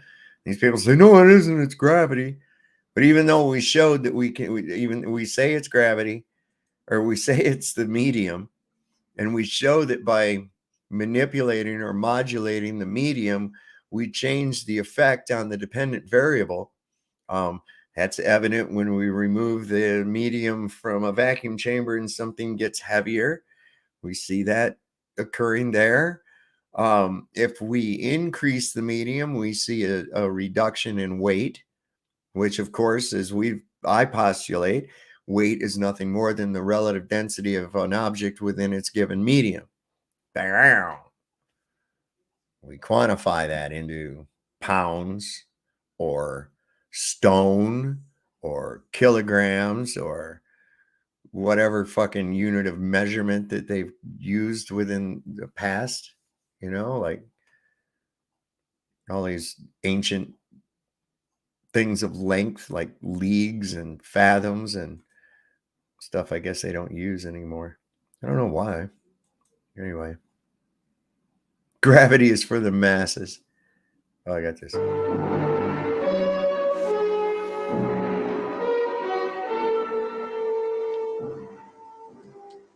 How do you do, ladies and gentlemen, and boys and girls? I'm Julius Sumner Miller, and physics is my business. And our business today is the classic adventure of Archimedes about the 3rd century BC, with some wondrous things to report. First, consider a body, a lead weight, which I hang on a spring scale, and the scale reads so much. I am not interested in what it reads, but it reads the weight of the body. Now let me submerge this body in a vessel of water, and we see a remarkable thing, a very remarkable thing. As I submerge it, the scale reads less and less and less, And I urge you to see that the weight is not resting on the bottom of the vessel of water. Accordingly, when I submerged the body, the water pushed up on it, provided a buoyant force, as we say, which Archimedes discovered in his classical bathtub experiment. Eureka, eureka, I have found it. Now, how much is the push up of the water on a body submerged? Archimedes said it this way. When a body is submerged in a fluid, that's either a gas or a liquid, we're talking liquids here. When a body is submerged in a liquid, it is buoyed up by a force equal to the weight of the liquid displaced. Now, I can prove that. Here I have a vessel which has an overflow spout, and I'm going to put a little water in it to be sure the water is up to the level of the spout. There it is. It's coming out there somewhat. And now I'll wait until it stops. The water is up to the level of the spout in this chamber. Now I'm going to get rid of that water. Now what am I going to do? I'm going to submerge this body in that chamber of water, and as anyone in his right mind would recognize and attest, will not some water be pushed out? Indeed, and I'm going to push some water out and catch it in that little bucket. Watch it now. And of course, again, the scale will read less, but I'm not interested in that this time. I'm interested in the water that gets pushed out. Watch it now.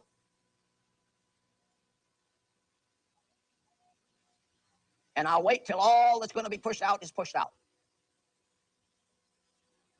That's good enough. Now, what would I do with these adventures? Well, first I would have noticed how much less the scale read when the body was submerged in the liquid. Suppose it read less by 10 grams. Then I weigh this water in this bucket. And what would the water in this bucket weigh? 10 grams, meaning that the body was buoyed up by a force equal to the weight of the water this body displaced. Archimedes' principle. Fantastic. Now I said that the water pushes up. I'm going to prove that. Indeed, you should recognize it already from your adventures by the sea. When you walk into the ocean, do you not discover that the deeper you go, the less push your feet have on the earth below? Because the water is buoying you up more and more, the deeper submerged your body becomes. Here I have a glass and a hole in the very bottom, and I'm going to push the glass down. The evidence that the water pushes up will be witnessed by the water coming up into that hole. Watch it. There it is. There it is. And I say the water pushes up. I'm going to prove that in another way. Here is a glass tube and a plate on a string. And I'm going to put the string through this glass tube. And now I'm holding the string in hand. And obviously, since the plate has weight, if I let go of the string, the plate will fall down. Watch it. Well, of course, there's anyone who's watching. Doesn't that professor know that if you let go of the plate, it'll fall down? Of course it'll fall down.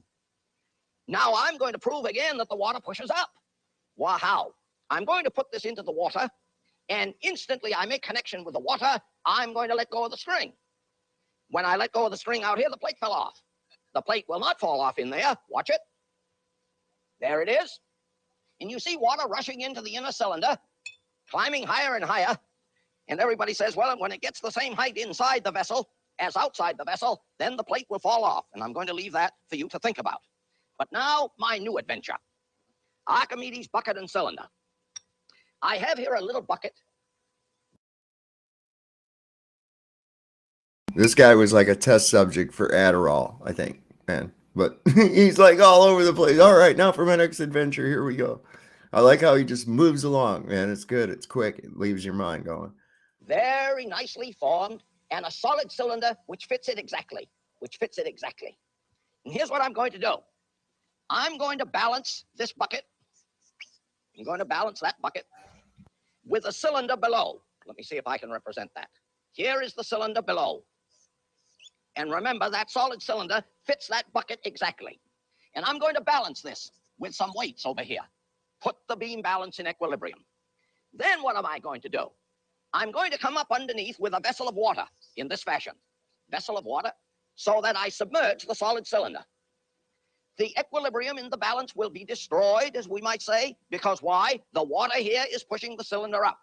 How much is it pushing the cylinder up? It is pushing the cylinder up with a force equal to the weight of that water displaced. And how much water is displaced? The volume of the cylinder. And how much is the volume of the cylinder? The volume of the cup. Accordingly, with the equilibrium destroyed because there is a lift, a buoyant force here, I am now going to pour some water into this little bucket. Water. Oh. When this bucket gets full, what will we see? An absolutely enchanting thing. We will see the equilibrium restored. Now I have such a bucket and cylinder. There's the cylinder, there's the bucket, and I have put it in equilibrium on the scale. Now I'm going to bring up this water and submerge the lower solid cylinder. I hope you see that the equilibrium has been destroyed. The balance is no longer in balance. Oh, I came up too high. Now I am going to fill the little bucket. I'm having a little trouble here being steady. I'm going to fill the little bucket, and the equilibrium, which does not now exist in the scale reading, will be restored. Watch me now.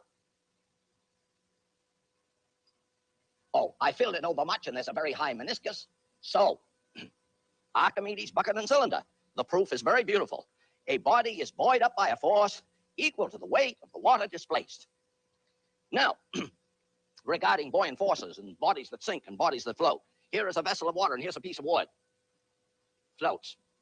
Here is another piece of wood. Wood, water. Heavier than water. Lignum vitae. Here is a piece of wood. Heavier than water. So there are woods that sink and woods that float, their densities being less or more than that of water. Now, regarding bodies in liquids, I have here something absolutely enchanting. Here is a vessel of water in which I'm going to put a wooden ball. There. It sinks about, oh, I don't know, 5/8 or something like that. Now, here is a vessel of mercury. Vessel of mercury. I'm going to put the ball in the vessel of mercury. Watch it. It doesn't sink at all, hardly. Hardly. It rides on the very surface. But that's wood. Very light. How about steel? Oh, you know that the specific gravity of steel is about 7 or 8. The specific gravity of water is 1. You know that steel sinks in water. Watch it.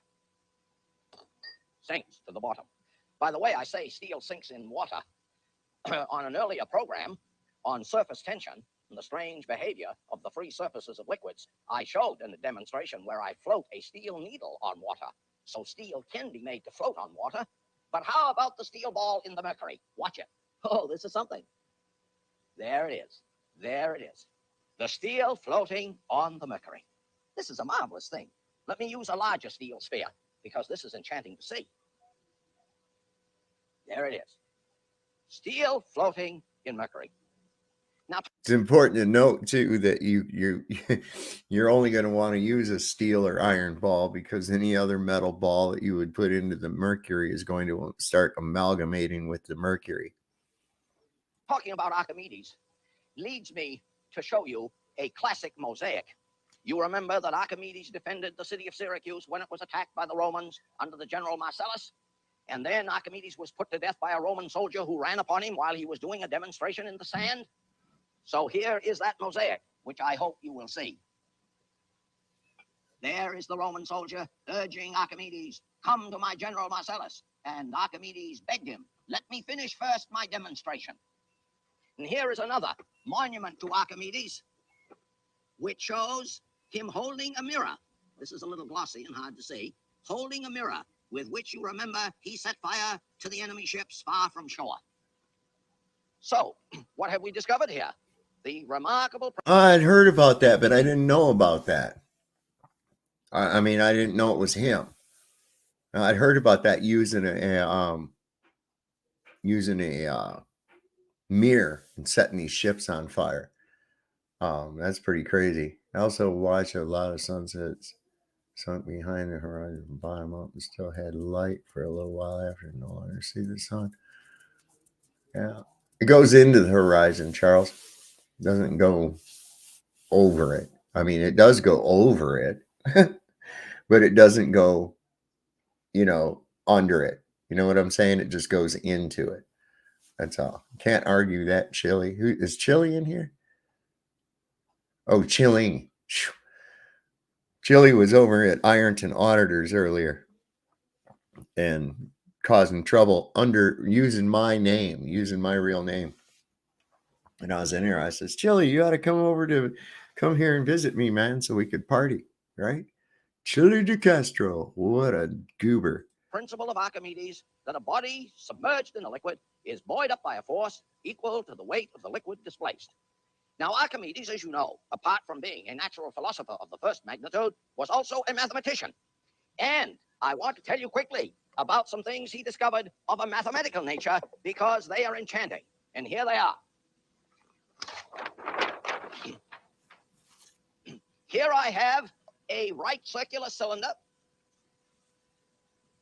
And here I have a right circular cone. And here I have a sphere. They are the same altitude and the same radius. And what did Archimedes discover? He discovered by playing with these, filling them now in turn with sand, that the volumes were uniquely related in the ratio of 1 to 2 to 3. I'll leave it to you to discover how that ratio goes with respect to the bodies. Now, in his later years, having made many discoveries of great moment and significance, he was asked what he viewed as his greatest. And he referred to this, the ratio of the volumes of the cylinder to the cone to the sphere, and asked that when he dies, such a matter be put atop his tomb, which shows a cylinder, a sphere circumscribed by a cylinder. So here is a sphere about which is circumscribed a cylinder. And this was put on top of Archimedes' tomb, buried near Syracuse. Where are we then in this dialogue? Archimedes, 3rd century BC, who must certainly rank with Newton of the 17th century and Einstein of the 20th. So next time you go to the sea to bathe, remember Archimedes. And when indeed you take a bath in your bathtub and you submerge yourself in the water and the water rises, remember the affairs here, which revealed that beautiful fact which we use abundantly. Because after all, this is why ships can sail on the sea and submarines under the sea and airplanes above the sea. And I thank you for your attention. I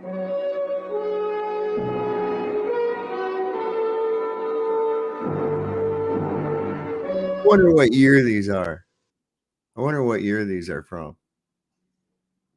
Pretty interesting, though, man. Pretty interesting. So no one has ever watched a large ship disappear. Now, I want you to understand, Charles, why that sounds so fucking stupid to people here. And it doesn't mean that you're stupid. Okay? The people here have seen us talk about ad nauseum, angular perspective versus field of view, right? You're standing on the ground. Your field of view is obstructed up to the horizon. The ground is obstructing your field of view. You can no longer see in this direction anymore. Okay, that's it. Here, you're above that, your view is not obstructed. This is called your field of view. Okay. So things that are going away from you, once they've gone into the limit of your horizon, your visual horizon, they are going to appear to disappear or get smaller from the bottom up. And this is just because you have a piss poor field of view. If you rise in elevation, you lose that. As soon as you start to rise in elevation, you've now increased your field of view and the bottom of the ship will come back into view. This will continue on. You can keep doing it as you go up until the distant object eventually becomes too small to resolve within the limits of what you're looking at. And you can zoom into that area. Sometimes you can get it real fuzzy, but most of the time it's too hard because you're looking through a thick, dense layers of atmos. Now, it's not so bad looking down at an angle as if you're high. You can see a good long ways, but you're still looking through a thickness of opacity. No, I said your field of view. If you tilt your head, will it allow you to see through the ground? Do you think that if you tilt your head, you'll be able to see through the ground, Charles? No, you won't. That's not how it works. That's not how it works. Okay.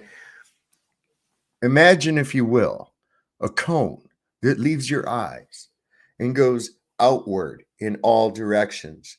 This would be known as your field of view. Imagine, if you will, also a cone that goes from your eyes down to a small point in the horizon. This is called angular resolution. When you mix these two, if the field of view, the cone, is being flattened out or obstructed by the ground, you only have the rest of the cone up here that you're looking at. And so at eye level, or about relative to eye level, there's your horizon. Your field of view is still not obstructed up here. Your ground has risen up into the distance into just relative to eye level. And then that part of your field of view, all this underside that you have back here, is gone. You don't have that.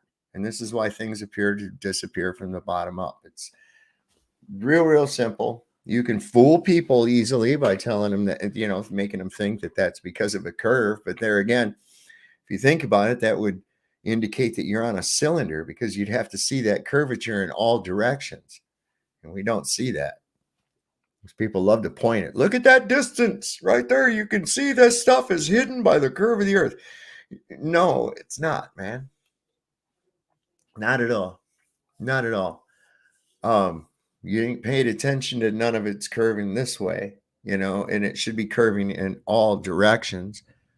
I mean, it's just the whole idea of it's ridiculous in the first place. I mean, the idea that there is no up or down really, and people are standing, you know, antipodal to one another on the world, you know, and dudes, stop. It's all gaslighting nonsense.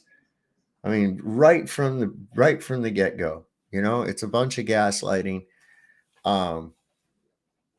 Charles, what's he got? God, no, that's not how eyes work. That's not how eyes work, right? Yeah, bullshit.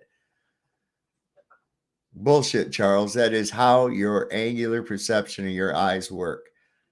Everything goes from the outside in, from up to down, from down to up. That's how we see. It's perspective geometry. It's, come on, man. Yeah, it started at the normal time, Chicago. That comment sounds like Timmy. It does. It does. Charles, are you Timmy? Are you Timmy? I think you're. But anyway, it gave me a good opportunity to explain that shit to some people. You know. Yeah, man. Yeah, another good one he's got on here is on let's see, what did he calls it? That's one we just saw. Energy, momentum, thermal expansion, atmospheric pressure. We watched that one.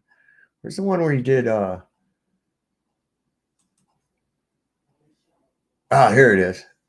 One with centrifugal force. This is another one that we do, right? So understand what we're talking about. Lesson. This is centrifugal force and other strange matters. But this is pretty good too. We'll watch this, and then I think we'll call it a night here. Let me get past this little ad on here. Pull this up full size. Yeah, I think this is pretty good. This is pretty good too. I was watching this one. I watched a few of these, man, and I was like, these are good demonstrations, man. I want to bring this to my audience. I think they'll enjoy it. So here we are. Oh.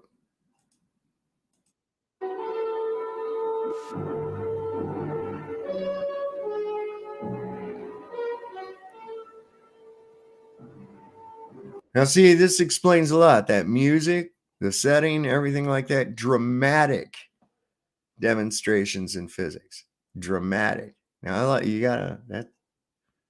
it's the drama that gets us, guys. How do you do, ladies and gentlemen, and boys and girls? I'm Julius Sumner Miller, and physics is my business. And our very special business today is a very important subject, which is commonly referred to as centrifugal force. Centrifugal force. And I'm going to put the word centrifugal in quotation marks because it is so badly, falsely, erroneously, incessantly badly used. Illustration. Here I have a ball on a string, and I whirl it in a vertical circle. If now at the top of the path, let us say, or at the bottom of the path, I let it go, I cut the string, does the ball go radially outward from the circle? No, it does not. It goes tangent to the circle at the place in question, like that. I'll show you that letting it go at the top. So I point out by this argument that there is no force radially outward on the ball, a notion which is often badly used. Now, as an illustration of what I mean, here I have a little chamber in circular trough tube in which reside two spheres, and they lie at the bottom here. Question, I want to get one up that end, and I want to get the other up that end simultaneously. How do I do it? Obviously, spin it about a central vertical axis, and there they go. Now, it is commonly said that centrifugal force drove them out. But since this is not intended to be a lesson in physics, I can only say that that argument, that notion is quite wrong, as we will see in subsequent demonstrations. There is indeed a little toy connected with this, and I would have you see it, because it's quite enchanting for beginners to learn about the forces involved here. Here is a little circular trough, a toy indeed, in which reside two spheres, as in the bigger apparatus I used, and you will see that they lie one on each side of a partition. Question, I want to get one into a recess on one end of the tube, and the other into a recess on the other end of the tube, simultaneously. Solution, and when you play with your classmates with this, if one doesn't know it, you can always turn your back and surreptitiously, sort of secretly, spin it. I'm having a little trouble, but that is the way nature. There I have it, and each resides in its own little chamber at the ends of the trough. Now, I showed you in this demonstration that the spheres went outward. I now want to do a very classic thing, which raises an interesting paradox. I have here another rotating mechanism. On this end, there is a candle, which I'm going to light, and I put a little chimney around it to protect the candle. And on this end, there is another candle, which I'm going to light, and I put a chimney around it to protect it. And now I am going to rotate this system about a central axis. And the question to be asked is, what do the candle flames do? Well, there are many possible things the candle flames could do. They could lean out. They could lag behind. They could lean in. They could lean out and back, which is sort of diagonally. They could do many things. But the reason I call this my candle paradox is that they do what is least expected. Watch, and we shall see them lean in. Watch it. They are leaning in. They are leaning in, which is an amazing thing. Regarding this fictional centrifugal force, supposing we had some water in this bucket. You know, one of the classics of all time, you can swing the bucket in a vertical circle and the water will not come out. Question, in the case of the ball on the string, whatever I did with that, oh, it's gone. If I swung the ball too slowly in a vertical circle, is it not true that at the top of the path, here I have it, and I'm going to show you, is it not true that if I am not going fast enough, the ball won't make the circle, it'll fall down? Question, supposing I have some water in this bucket, and I do this with it, and I don't go fast enough at the top, will the water fall out of the bucket? Nearly everybody says yes, but that's not true. Answer why. When the bucket is up here and the water is starting to fall down, the bucket falls down at the same rate. So the water does not come out of the bucket. So you see, this is an old fable, very falsely treated. Consider some more of the same. I have here two vertical steel hoops, which are fixed on the bottom, but free to move on the top of the central shaft. And I'm going to put these into a rotator, which permits me to spin the thing fast about a vertical axis. And I want you to see what happens. And we could then very reasonably say, this is why the Earth is flattened at the poles. Watch it. I'm going to speed up the rotational speed about the vertical axis.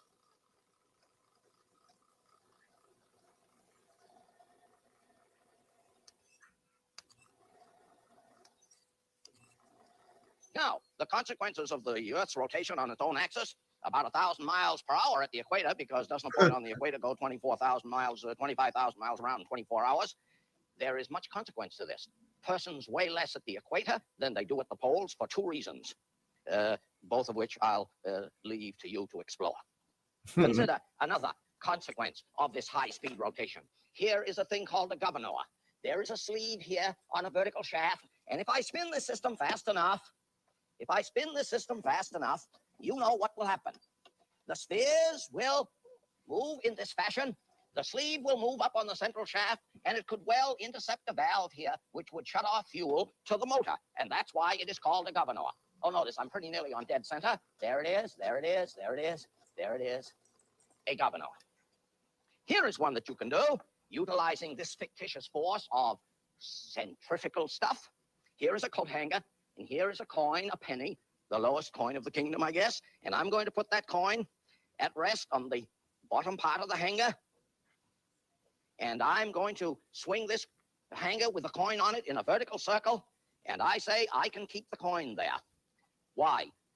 The coat hanger will exert a force on the coin just as the string exerted a force on the ball to keep it moving in a vertical circle. Watch it now. Somebody says, well, I hope it doesn't work, Professor, because, you know, well, if it doesn't work, then I've lost my professional dignity, but there must be a reason why it doesn't work if it doesn't. And remember, we don't ever say that the experiment failed. Watch it. Oh, it did go around 2 or 3 times and then flew off. Let us consider now another classic, which is really quite astonishing. Here is a glass tube through which a string passes.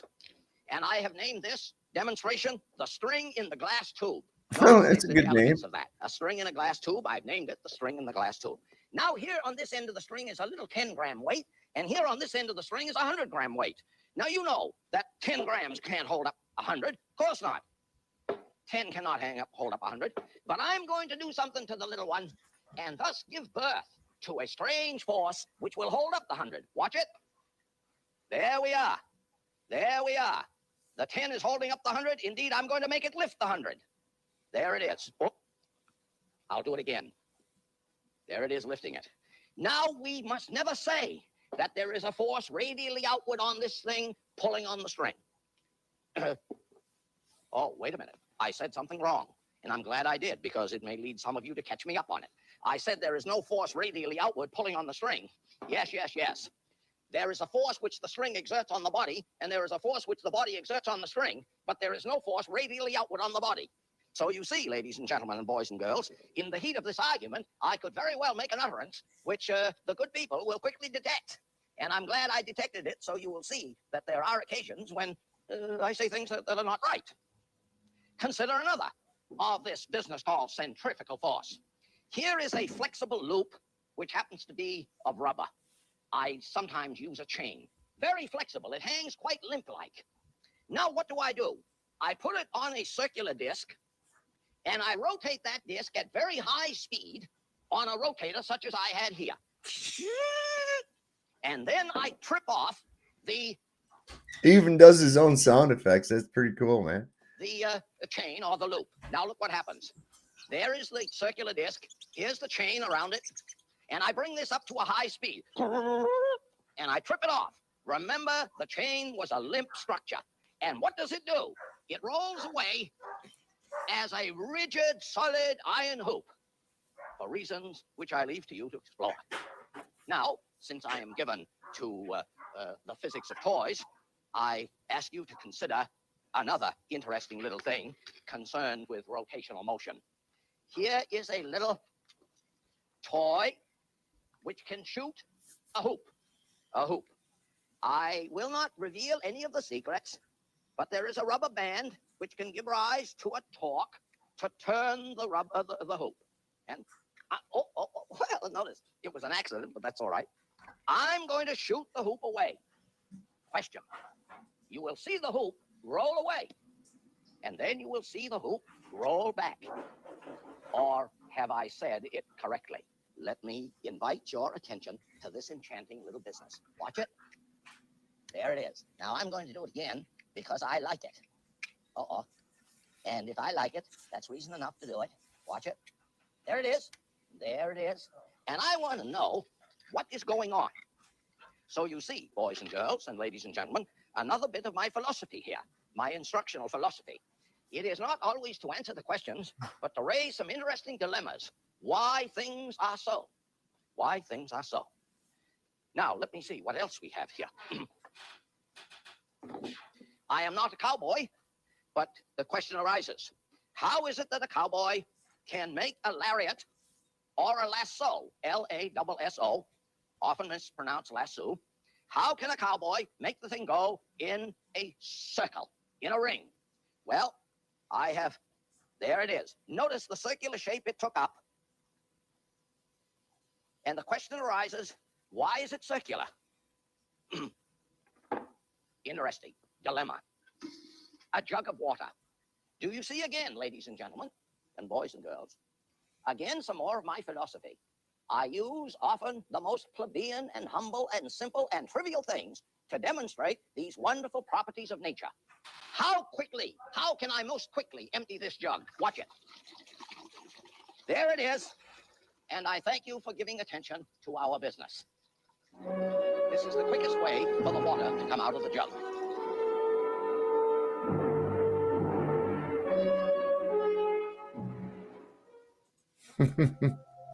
Pretty good, huh? So I wanted to share one more thing with you all before I get off here tonight, and it's regarding this right here. How often do we hear the sun never changes angular size? Oh, why is that? And of course, we try to explain to these numbnuts that it's because it's out of your vision before you get a chance to see much of it changing in angular size. But I'm going to show you some pictures right now taken from high altitude, and I just want you to tell me what you think about it, okay? So let me stop this screen and do this. Okay. There's one. There's one. There's another one. Oops. Sorry about that. Hang on. What happened? That one. That one. That one. Okay, Okay, we got this one. There's one. Different size. Where are we at? I mean, come on. Fuck are you people talking about? God damn it, why is it doing that?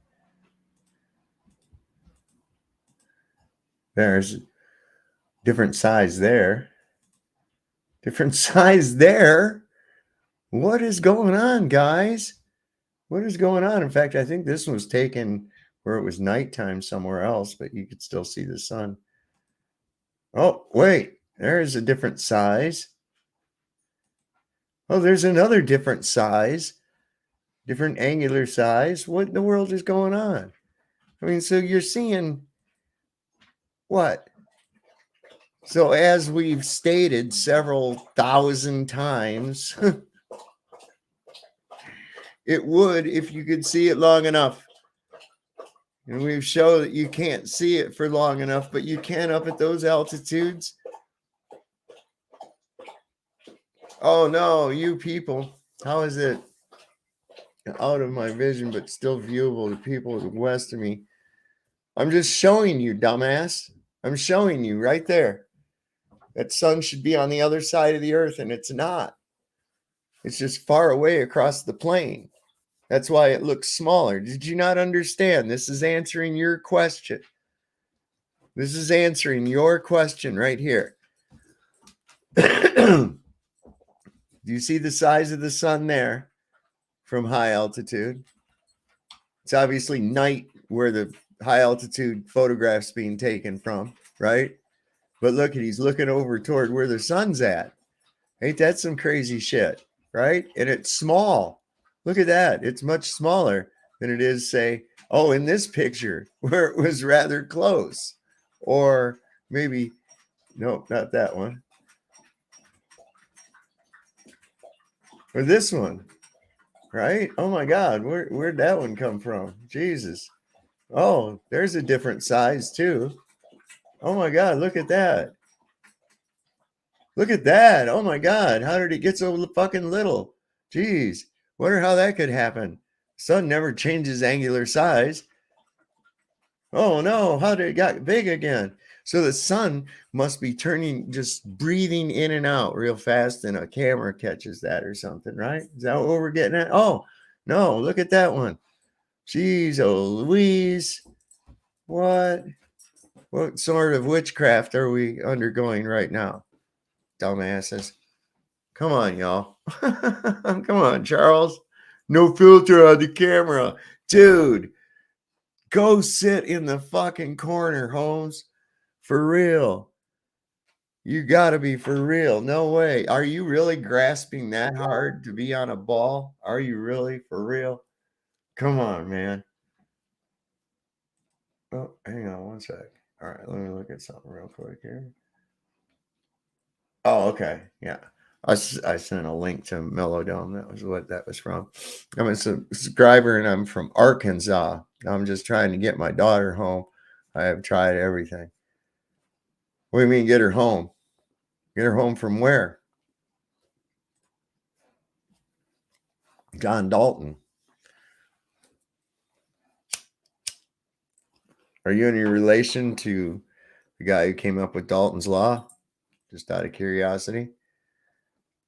But yeah, let me bring that up for you. Let's see, where was that quasar? You expect people to believe what? Photographs? Isn't that what you guys show us? You show us this fucking thing of an Earth and say, look, there's proof of the Earth from space. Right? I show you a series of photographs from high altitude showing the sun at different positions appearing to have different angular size. And you can, you Nimrod, go play with yourself for real. Look, oh no, it's different size. Oh no, it's real small again. Oh no, it's getting bigger. Oh shit. You got to be shitting me, bro. Come on. Fucking weirdo. Quasars are spherical.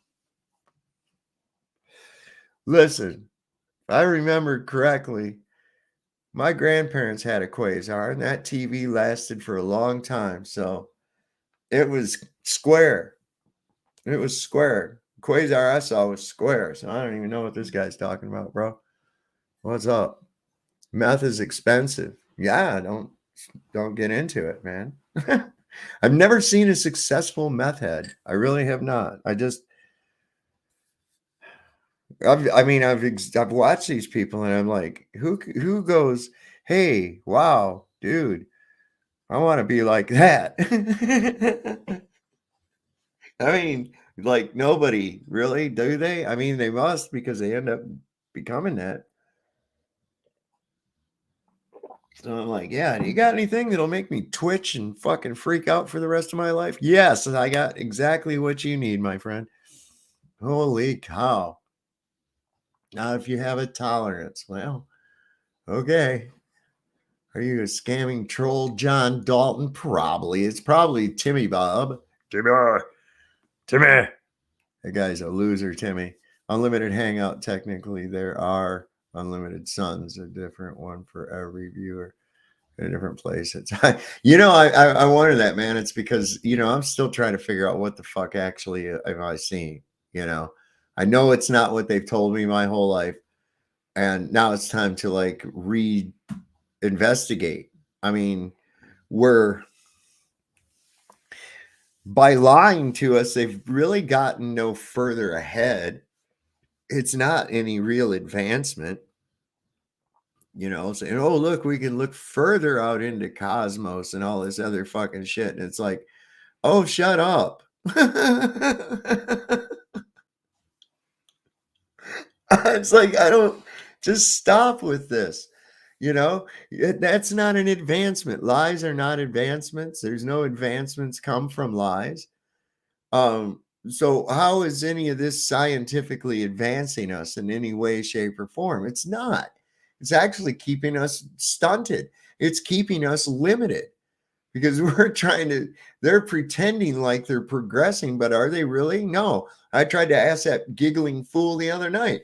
I said, what of all the money that's been spent to have this house trailer floating around up there in space and sending shit up there at a cost of about $94,000 a pound. What the fuck, man? What benefits have we garnered from this endeavor? What have we gotten? And he said microgravity. I'm like, what the fuck? So how does microgravity even benefit us? And he tried to float by because that's how they figure out how to make fuel efficient cars. I was like, oh wow, man, this guy, Holy shit. Man, we probably need some institutions or something for people like that. And then he just giggled like a fucking, that's where he lost his fucking mind. He lost his mind as soon as I went, well, let's find out, is microgravity considered in auto engineering? No, didn't find nothing under that. I earnestly looked too, man. I was looking for is microgravity considered in fuel efficiency? No, all it did was bring up excuses as to why those people fell during the live feed on the ISS. That's basically all that came up from it. So it was like, you got to be shitting me, man. These people are lost in their minds, lost in the world. They're under a spell. They're insane. They really are. I mean, it is a form of insanity when you look at it, and it causes you to believe in insane things. I mean, most of the people that I talk to here on this channel and within our circle and stuff, and the more new people that I meet, they seem to be on the same page with that this whole fucking sham of hierarchies and kings and queens and shit is just a big fucking load, man. That's what it is. It's like this big fucking load, and people are brought up to believe in it. They get involved in it, and they just perpetuate it. And it's like, once you step out of the insanity room, you realize that, wow, that stuff's just a big circus, man. All that shit is all a big fucking circus, and it's all just control of your mind. So, we gotta, now they claim there are gravity pockets. I know we hit them every once in a while up here while we're going along. Sometimes I think it's my handler back here, Ting Wong. He likes to pull jokes on me. Sometimes he'll steer this thing into a gravity pocket, just, because he's just likes to be, he's a communist, man. They're dicks, right? So they have like a little quota of being a dick every day that they have to keep full of. It's like how the Jehovah's Witnesses have to knock on a certain amount of doors every week. They have to be a dick somehow a certain amount of time during the week. It's in their law, and you can't prove that it's not because you don't read Chinese. So take that, flurf. Anyway, man, I hope you guys got something out of those videos. I thought it was a good way to demonstrate some simple principles to people. I urge people go over and check out some of the other ones. They're interesting, and they bring up some stuff that you haven't maybe thought of. And so I think that's kind of a beneficial thing. Let's see. This is Friday night, right? Yep. Getting ready to be Saturday morning here in about 2 minutes. And that'll be just about perfect time to get off of here. So yeah, man, it'll be like Tuesday. I have a show coming up on Jeranism where I'm going to be on there with Craig from Fight the Flat Earth. I'll post that in my community section probably after I get off of here tonight. Let's see, something else I wanted to get out about tonight that's right. Burden of Corporate Fiction is going to be on tomorrow night at 9:30. I will post links. If you're not subscribed to Burn the Corporate Fiction, by all means, go over there tomorrow. He's going to have me on and his brother, who is not my son. It's his half brother. And I don't think the last time I saw this guy, he was just a little kid, I think. Pretty sure. Ryan was 9. So if that tells you anything. Anyway, so his brother's going to be on, says his brother's a rather open-minded guy. One of my mods, can you put Burn the Corporate Fiction's link in the chat? I want you to go over there, subscribe to it, hit the bell. I'm going to be on there with him and his brother tomorrow night. It's going to be some of what he mostly talks about, but we're going to be getting into a lot of other stuff. chat driven questions, things like that. So those of you that might have questions for Ryan concerning his expertise or me within my expertise, or even whatever, I forget what his brother's name is. I feel really bad about that. I think it's Robbie. I can't be sure. I'd have to double check. But anyway, I'm looking forward to meeting him and seeing what he's got to bring to the show. And I think we'll have a good time. You like my shirt? You like my shirt? Boobies make me smile. I love that shit, man. Right? I've done a great job with that young man. Julio, I didn't bring him up, man. I can't take credit for that. He and I are like exactly the same, you know, within limits. I mean, I listen to him talk, and it's like listening to myself, and I'm like, holy fuck, man, are you kidding me, man? You know, I'm like, that he's just says things exactly the way. So we click, and when we talk a lot, because we've got exactly the same type of sense of humor as well. So yeah, I didn't raise him. His mother raised him. And of course, I guess his stepdad there for a while when he had a stepdad. And I didn't really have a whole lot of contact with him until just a couple of years ago. And it was just amazing because the same mannerisms, the same manner of speech, and we had not even had any contact. Like once I went to a birthday party for him. I mean, his mother kept him. Anyway, that's a long story. And you know, it's just amazing that he and I, the way we talk and the way we think and shit, we're all right down the same line, you know, on all this stuff. So it's pretty cool. Should be a good show. I'm looking forward to it. There's Burn the Corporate Fiction. Dreamy put the link in the chat for everybody. So if you could go over and subscribe to that, I'm going to put it over in the other chat too. Let me see, where am I at? This is us right here. And now I got to wait for the chat to catch up. Let me hit that live button. Whoa, everything's flying by really fast. All right, just go to the bottom, dude. Just go to the bottom. Anyway, God. You guys are chatting a lot in here. Let me get it sorted out here just a second. Okay, there we go. Good. That took forever. So let me grab this, and if I put it in this, it should put it over on the backup as well. If I put it in here, it comes up under both things that I'm doing. There we go.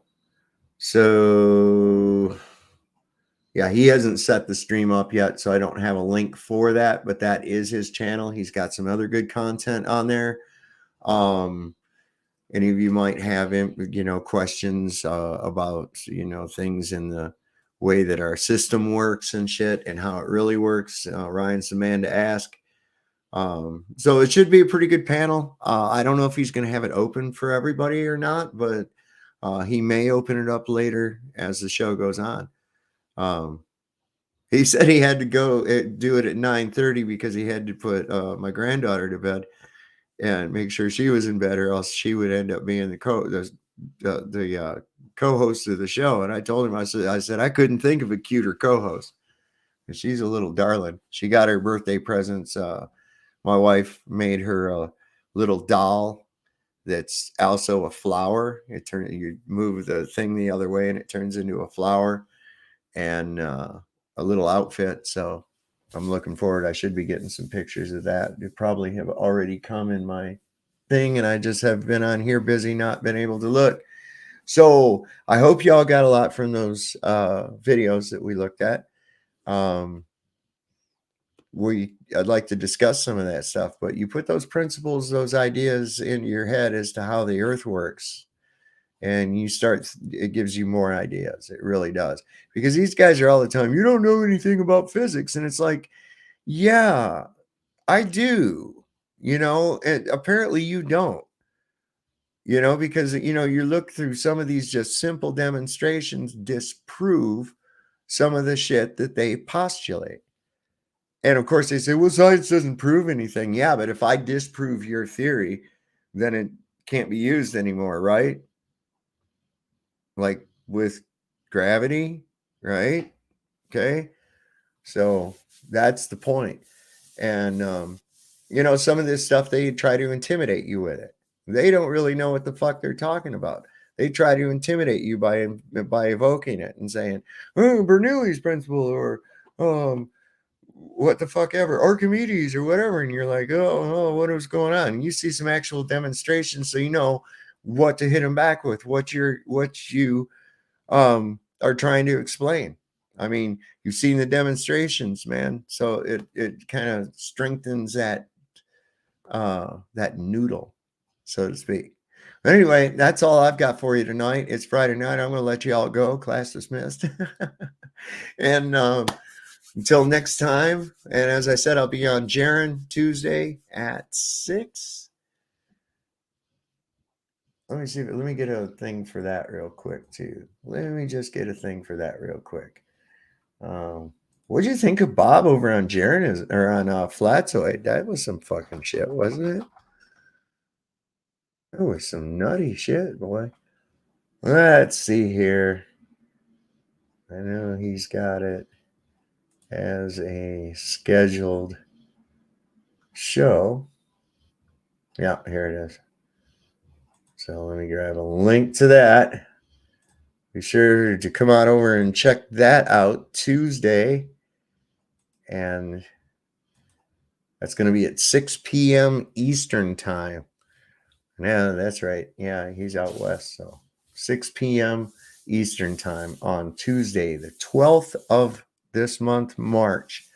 So hopefully, did he show up in here? F1's a retard, yeah. All right, well, like we always say, Lord loves a working man. Don't trust Whiting. See your doctor and get rid of him. He'll probably kill you. Good night, everybody. See you next time on Sovereign Soul, Unchained Mind. Good night.